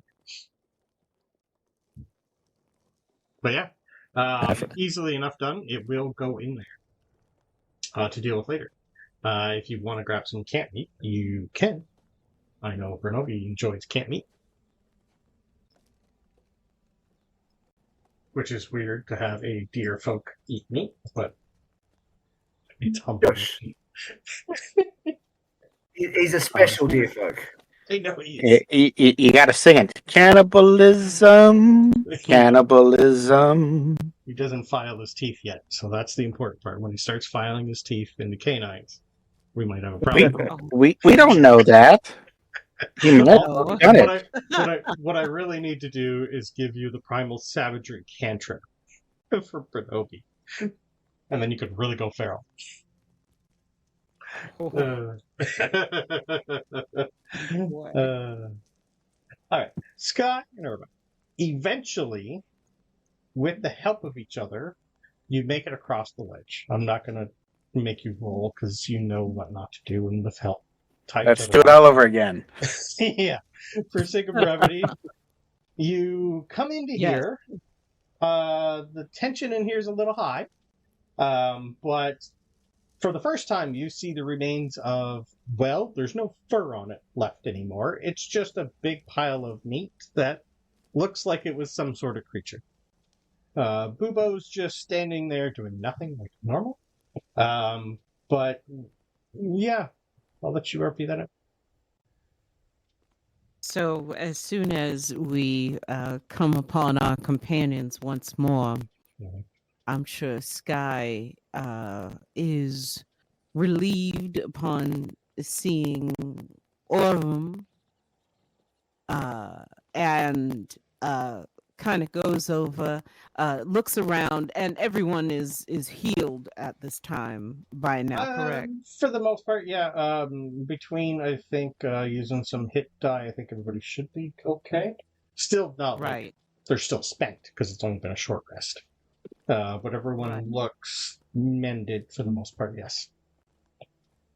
And did Skye catch a glimpse of that bear before she had leaped off after Leo? Or? No, you got that was right before you got to the entrance of the cave, so you didn't get a good look. Okay. You probably would have heard a roar and some screaming as you descended. That'd be about it. Right, and I imagine there are other signs, like probably slash marks in the snow or something. Yeah. There's still blood in here because there's no wind or anything. This place is covered in blood right now. And it's scattered like halfway through the cave. And the rest of you all see Irma and Skye show up, whom you assumed might have been dead. Hey, y'all. Oh, my goodness. It's my stars. It's good to see you all. And noticing that our raptor friend is missing, or is he missing? Is he, or has he been, his body been placed to the side or something? Does anyone know? Orwin has been buried. Yeah, there's a nice little grave right there. It's like we have some bad news, Skye. There's 3 holes here on the picture. We'll say he's in this one. Orvum didn't make it. So, sorry, Rax. Sorry. Rax didn't make it. The older guy. Rax, the raptor? Right. What is he? He was Rax, a raptor. Or win the Corvum, that I remember. So looking around and seeing that Rax is absent, I think she might have a bit of a puzzled look, and just still step forward into the campfire light, and Irma was so brave. She's right here. I've got her right here, and kind of usher Irma towards the fire, whatever fire that anyone is set up. I don't think they've done a fire yet, but you can. No. There's no Not wood yet. in here, though. No. Interesting. It's not an earth. True. If we want to stay here, but Yeah, you do have another channel divinity. Well, Skye, if anyone had any doubt about your place in this group, that is certainly long gone now. Thank you for saving Irma. That is a great job by you. And I'm also glad you are okay. Well, friend, it surely is good to see you again. I'm afraid, well, as much as your appreciation is received, I'm afraid I've lost sight of Leo. I'm not sure where he actually went.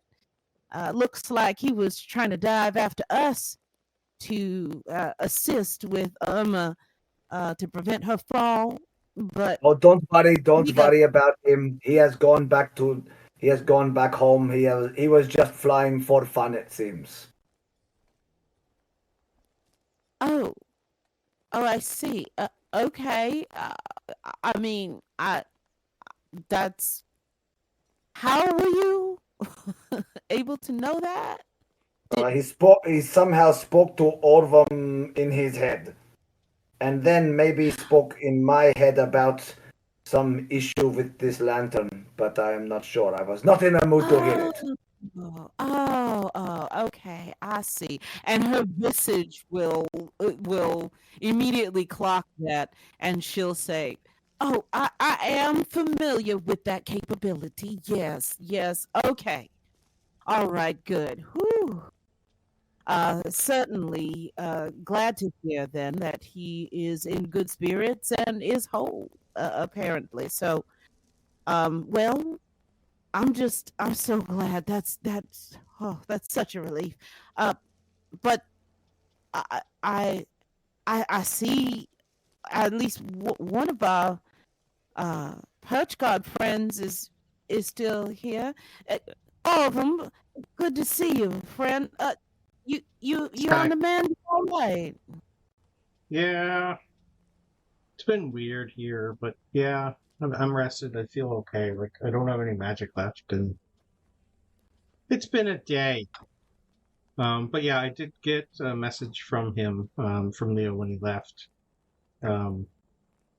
Since then, though, things have been a little weird around here, but he did say he was going to try and get a hold of the perch card, but hopefully he can send another message at some point, because I haven't heard since. He's fairly young, and that's a big jump to go home from up here. Indeed, my goodness. I mean, well, if he's able to alert the cavalry, that would be amazing. I mean, don't get me wrong, between yourself and Rax, I mean, you two have just been just amazing guardians of our little group.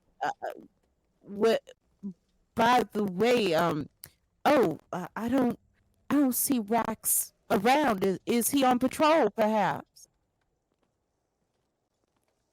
I should have known Rax is dead. Right. Sorry, no, Rax didn't make it. Oh. This thing ate him and tore him apart. But, well, he knocked me out, so I didn't see the final killing blow, but it's dead. But yeah, sorry, I'm trying to think of, I gotta write a letter to his parents and figure out what to do, because I did not think I was gonna, I don't want to say be in charge. Right. But you guys all are deputies technically, so it's a work in progress, Skye. These guys have a picture you might want to look at, by the way. Well, and before she does turn towards the others. She places a wing on his forearm, or if he's sitting, maybe on his shoulder. He's sitting, staring at a blank piece of paper and a quill in his hand. Oh dear. Mm-hmm. she's gonna put a hand, a wing on his shoulder, and look meaningfully into his eyes, and she will say, "Corvum, you have shown much bravery and courage and grit in the time. Rax would have been very proud of you, and certainly you are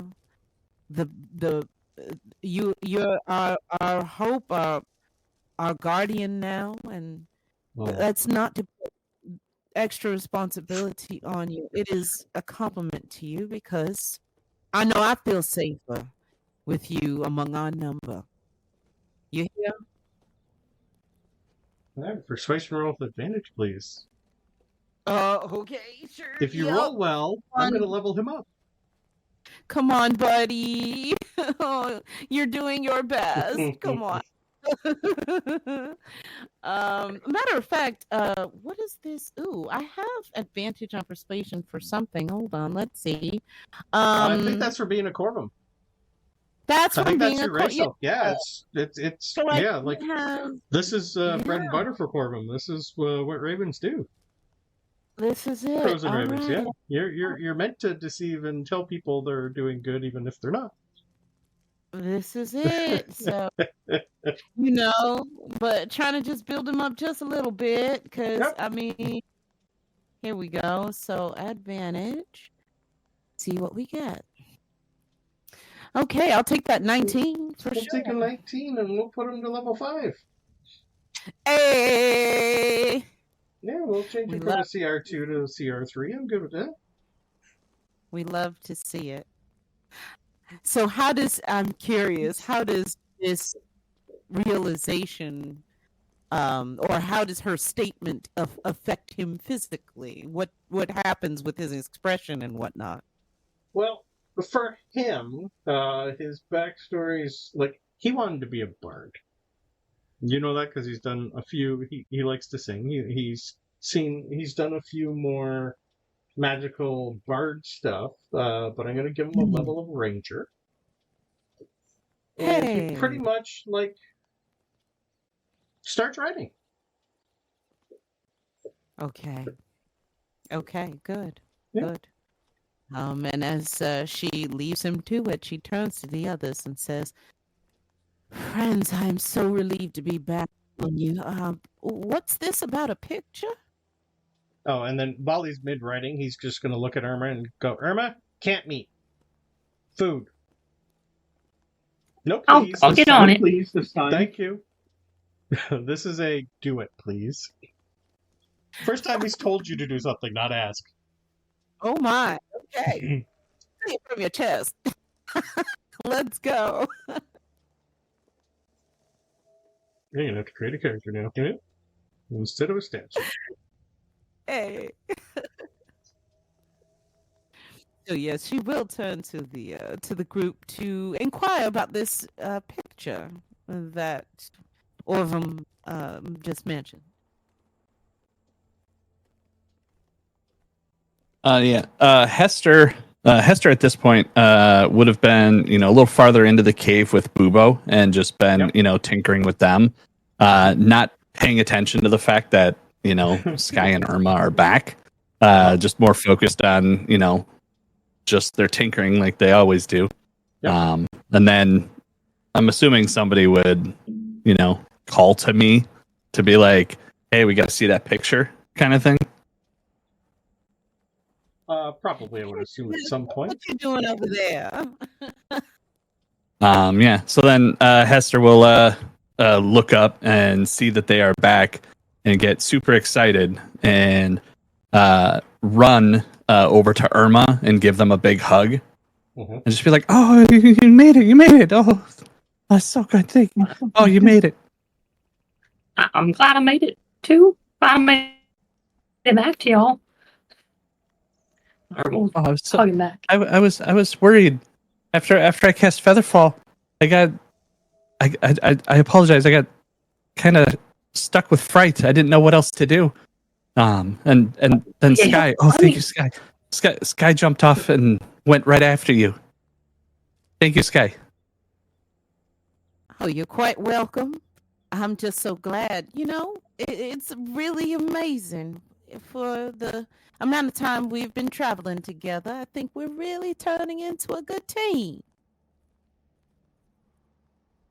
And then Hester will be like, "Oh, there's a picture. Hang on, let me go grab it." Give me 1 second. My cat's trying to kill me. Yeah, you're fine. All right. Okay. I'm gonna lose that initiative. Enters the ring. While all this is happening, I want to know what's going through Reynard's head since the moment you saw that photo. Would you be having some inner turmoil? It's one, seeing faces that he hasn't seen since the Great Fire. He vaguely remembers them. But it's also the fact that my parents knew Skye's granny. Yep. And just trying to wrap my head around, like, how are we connected? Why? The questions of what does it all mean? The rings. Is there going to be secret order? What's going on? And just so many questions and no answers. Because what's your last memory of them? It would have been getting separated because the fire, the great fire that happened. Like you see in movies. The house is like on fire. It's collapsing. We get like a beam or a tree falls between them that's on fire, we get separated. Parents run one direction, we have to run another. I'm only a little kid, scared out of my mind, and during the whole getting relocated, we never found each other. Mm-hmm.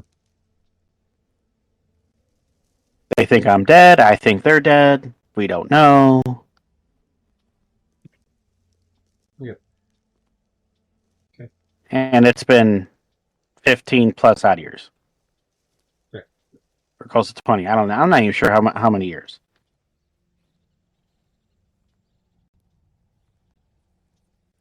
Boom, boom, boom. Bronobi, while everyone is going around looking at something you don't give a shit about, what would you be thinking about to do next? Would you feel a sense of relief of getting rid of the deck, even though it did give you Jeremy? No, mostly just relief. He's like, he got Jeremy, but otherwise that thing was all bad. And is he feeling like this whole disadvantage on wisdom saving throws? I'm kind of feeling like that's presenting as a bit of a weird brain fog, like he's got almost like a constant migraine or something. So he just can't really think things out at the moment. Like he's struggling with this new feeling that's happening. If you'd like, I could give you something to help with that. You constantly see that judge's face. Like, the corner of your eye, corner of your head. You turn, you think he's judging you all the time. Okay. Right, that makes sense. And he is just... So he's probably... In that case, he's probably thinking... If he's being judged, he's probably thinking to himself, oh, did I do something wrong? Should I not have shot this guy? He definitely deserved it, but I don't know. Yep, you're turning into you've been classified as a bad person, and you embraced it.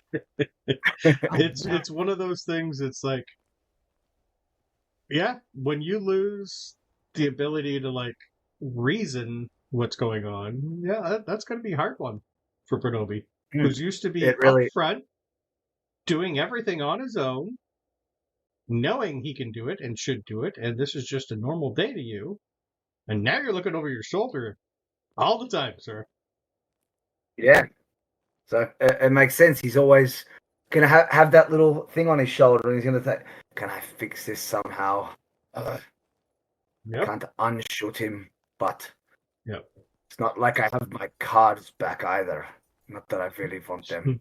Yeah. You do get a sense of, I'm here with you, bud, from Jeremy, before he poops on your shoulder again.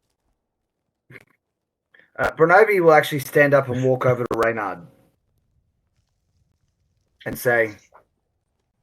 And I will immediately turn invisible. Roll me a d10, please. That's great. Oh, no. Oh, no. 8.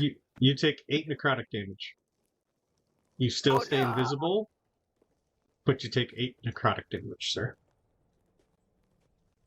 And now Bronobi's going to... So essentially, where I felt like I got shot with the arrow, all of a sudden it's going to sting really bad. But you're invisible. Invisibility lasts 1 minute, I believe. So yeah. But I believe the rest of us would have seen that outright, would we not? Yeah, you would have seen him fully go invisible for the first time, yeah. Bronobi's then going to say, oh, for goodness sake, you are not scared of me from one arrow for good... I am sorry, okay? You can't... Twice now, you have cast spells on me, forcing me to do something I did not want to do. You cannot possibly have expected me not to react, but... Maybe I overreacted. So you don't have to be scared of me and hide. I'm not going to shoot you again, but... I do mean it. If you ever do something like that to me again, there will be consequences. And I'm sorry. And then he walks off and goes outside the cave.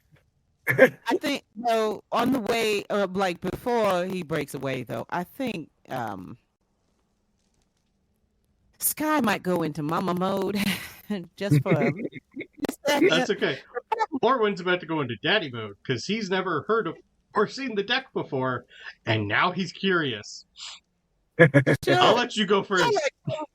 She'll probably grab you by your britches and say, "Whoa, whoa, whoa! There now, listen, friend. We all need to stick together here."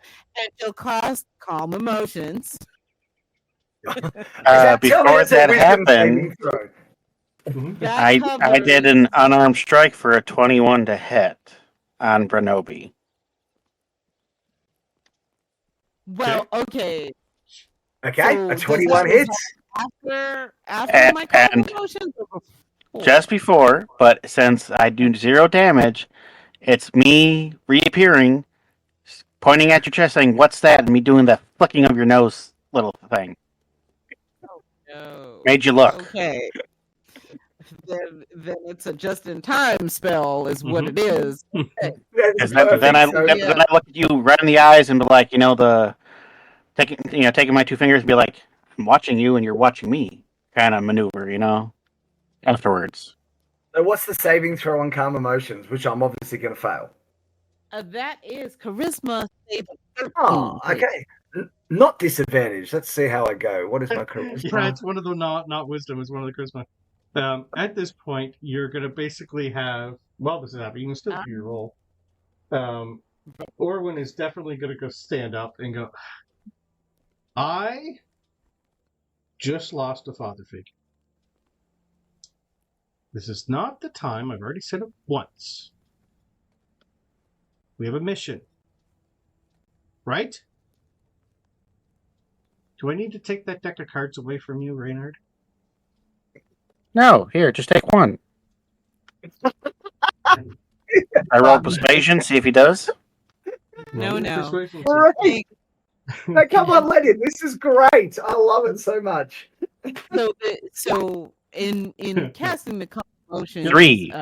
Yeah, people start to fail it too. Come on now, everybody. Yep. Because of course she would position it you can center it on a point of your choosing. You can, my dear. So I want that point to be central to capture all of us as much as possible within that 20-foot radius. It's a 20-foot radius. Yeah, it'll pretty much do most of the area where everybody is. Okay, so given all of that, Mhm. and you said it was a DC 13 saving throw, I believe. Correct. I rolled put it in 20. I rolled a 14 minus 1 of 13. So I say, but so Bronobi, as he gets booped basically and made you look, he's going to then get really angry, feel this sort of calming thing happen, and he's going to be like torn between about to get angry, realizing, but then realizing there's another spell being cast on him, but sort of having a feeling of what that spell was, and then he's just going to go, "Oh, Reynard, you are an incorrigible scamp, and I'm torn between wanting to kill you and wanting to shake your hand. You are a bastard, and I love it. Skye, I did just yell at him for casting a spell on me, but I appreciate what you are doing." And then he's going to go sit down. And according to the spell, Reynard's response is pretty much meh, and just lets you. That's pretty much the effect of the spell, since the others. Pretty much too. That's so funny. Well, she will a bit bewildered, but she will say, "Well, see here now, please, everyone. We've just reunited and gotten back together, and after having such an ordeal, I heard that terrible roar, but what in the world?" And she kind of looks questioningly over to the pile of what is now fur near the front of the cave, and kind of questioningly back at the rest of y'all. Yeah. As if to say, was that it, or what was it? Okay. While this happens, I rolled a nat 1 for Orwin. He rolled a 6 for his deck of cards. He pulls a card, and a magical lantern appears in front of him. Oh my god. What? He pulled the fickle flame. It sheds bright light in a 30-foot radius and dim light for another 30 feet. He can now, once a day, cast Fireball from the lantern. Whoa! Wow. Okay, I thought we were about to have dueling, like, talking lanterns here for. Oh my god! This one just hovers behind him and has a tiny little firefly inside that once a day he can use to cast Fireball with. He just needs to be upgraded to general immediately because he's suddenly an OP soldier. Right? Wow. Great. All right, friend. I rolled a nat one because he didn't know exactly what the deck was. And he just kind of pulls a card and goes, oh, so it's a magical deck. Oh, and it does bad things and good things? Okay. Oh. Yeah, I wouldn't use that. That's, I'm not a gambler. I don't. So did he roll for his emotions, by the way? Oh, he's fine. You know what? 18. Just for fun, y'all, because what I've neglected to do is I neglected to roll for Skye. Let's not just assume that just because she's the cleric that she keeps her cool all the time. Nope. You're Chuck's cleric.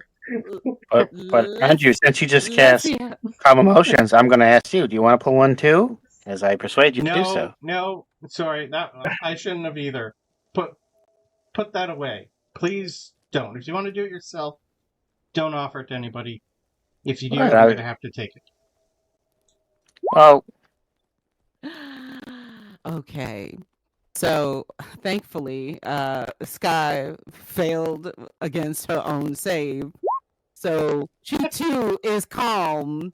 And when she sees this exchange, I would be very above table about this. The next, she had already had it in mind. Like the next person that she saw pulling a card, she would try to find some way to either wrestle that away from them or sneak the deck from someplace or some nonsense. But since her emotions are calm in this moment, she will just simply say, now, y'all. I rolled a 16 on persuasion, so, and you just saw a lantern appear next to this guy and nothing bad happened, so you're like, you would be like, I would suggest disadvantage. Right. I would suggest disadvantage on the persuasion because one of our party members was giving the anti-help action. Yeah, I honestly think I don't even think she would want to, knowing who she is. No. You can roll a nat 20, and I'm going to say she's still not going to pull a card. Right. I'm just gonna say, now, y'all. I think we should have a care and be extremely careful with that deck. It has had some unpredictable results, and right now, I think we all just need to take a breath and just. You don't want to leave it up to the dice? Have some bear. Let's eat. It's been a day, and I can smell some cooked meat from Irma.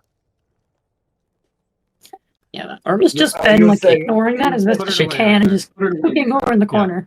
Yeah, put it away, Reynard. That's just. I'd almost say throw it off the cliff, but I can't make you do that.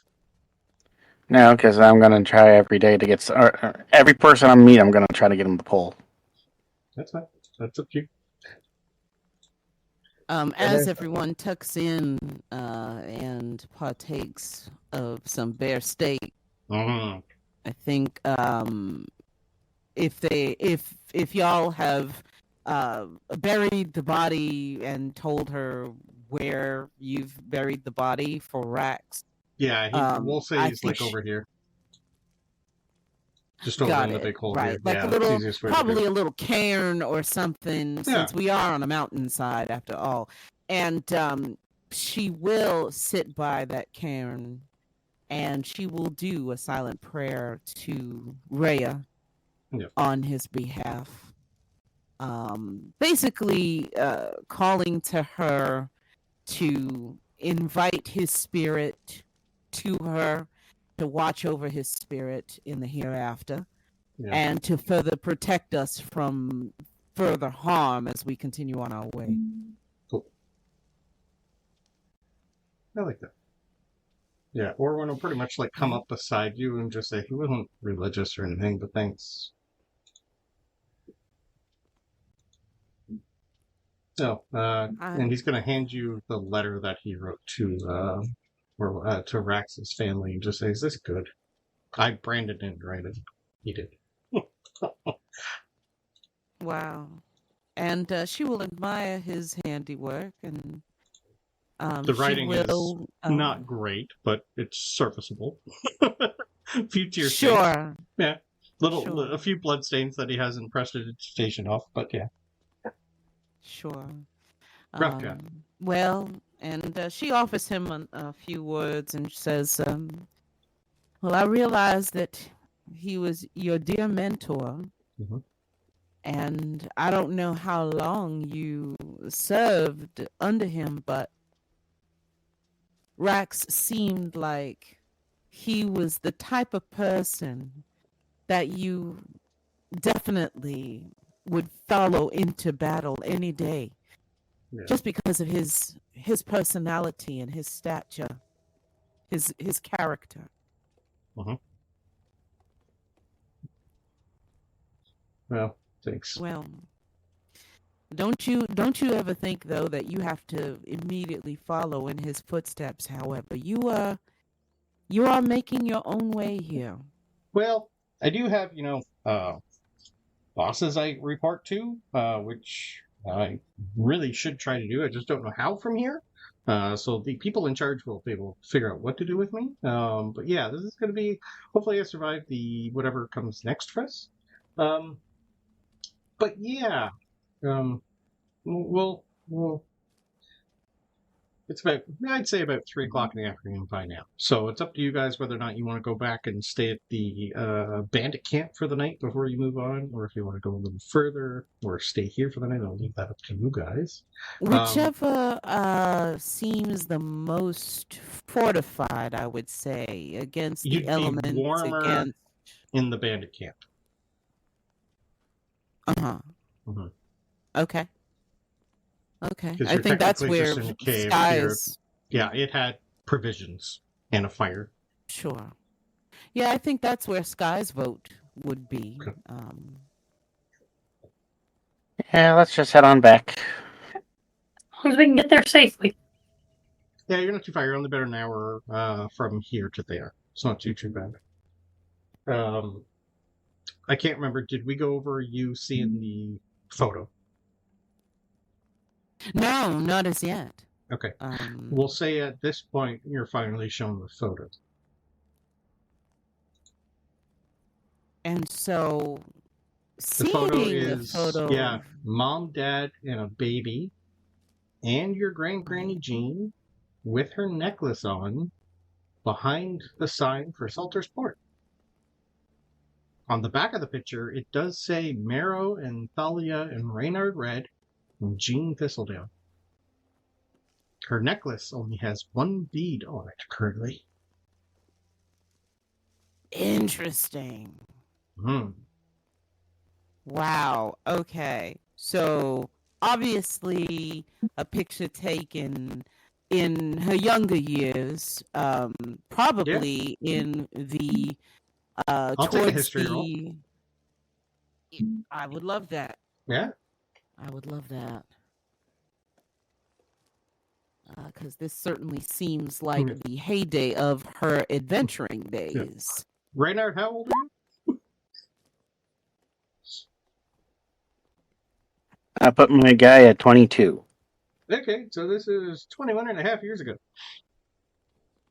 Interesting. Yep. Interesting. How old is Skye? How old is Skye? Hold on. Let me go 30s? back to my little notes. Probably yes, I would say. So, yeah, she was only almost 10 just about. Yeah, you didn't put it when in this your picture was character taken. sheet, but let me look at your background because I think I I did got. not.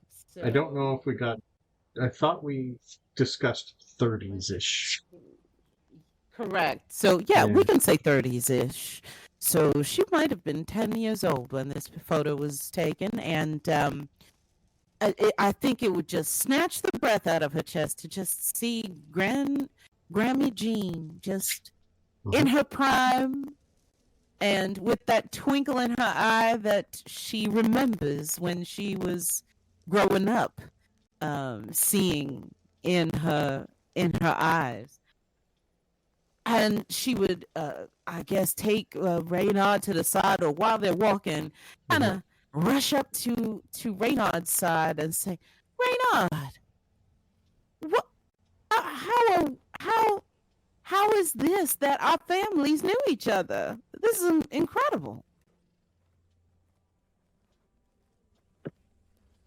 And that's when I like just as brutally honest as possible, just say, "Well, I was a baby. I don't know. Just obviously look at the picture." Right. No, I get it. I get it. I mean, I wonder, do you ever remember my Grammy Jean coming over to visit as you got older and could remember her face? I'll leave that up to you. You can roll history if you like, or just come up with something.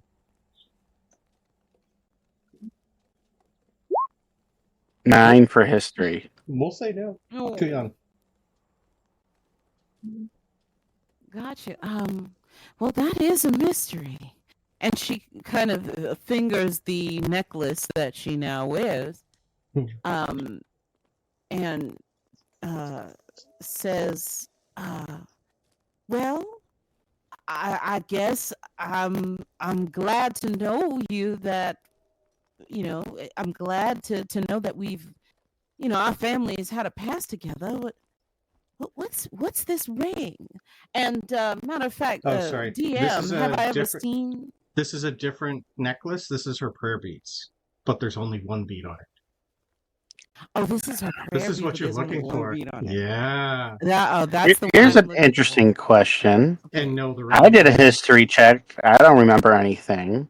Yeah. Is there an off chance that Skye and I have met 20 some odd years ago? I would love to do that role too. Yeah, I'll let you do a roll for me. Sure. Because she is older. That's sure. I didn't think of that. Right. If trying to get ages come down when I on. come up with this fun little thing was a pain in the butt. Yep. Come on, history roll. Be nicer. With a Come plus on. 1. 13. Hey, Ooh, you've met a lot a of people. 13. We'll say there's maybe a small story your grandmother told you about meeting a couple, but she was tight-lipped on it for some reason. I see. Mm-hmm. So there's a hint there. But Sure. it's from a story, not something you witnessed. And all his Vulpins look alike, so yeah. It's the fur. That's not necessarily true, friend. Here, let me above table. Let's ask Reynard. Listen, does Reynard? Excuse me. Sorry. You're good. Does Reynard have a story that his family? You know how sometimes your mama will reminisce on some funny little story about you as a child. Yeah. Was there any story that Reynard remembers that his mama always told him about the way that he did something or got into trouble or, had little quirks about him? Like, what about your childhood do you remember, Reynard?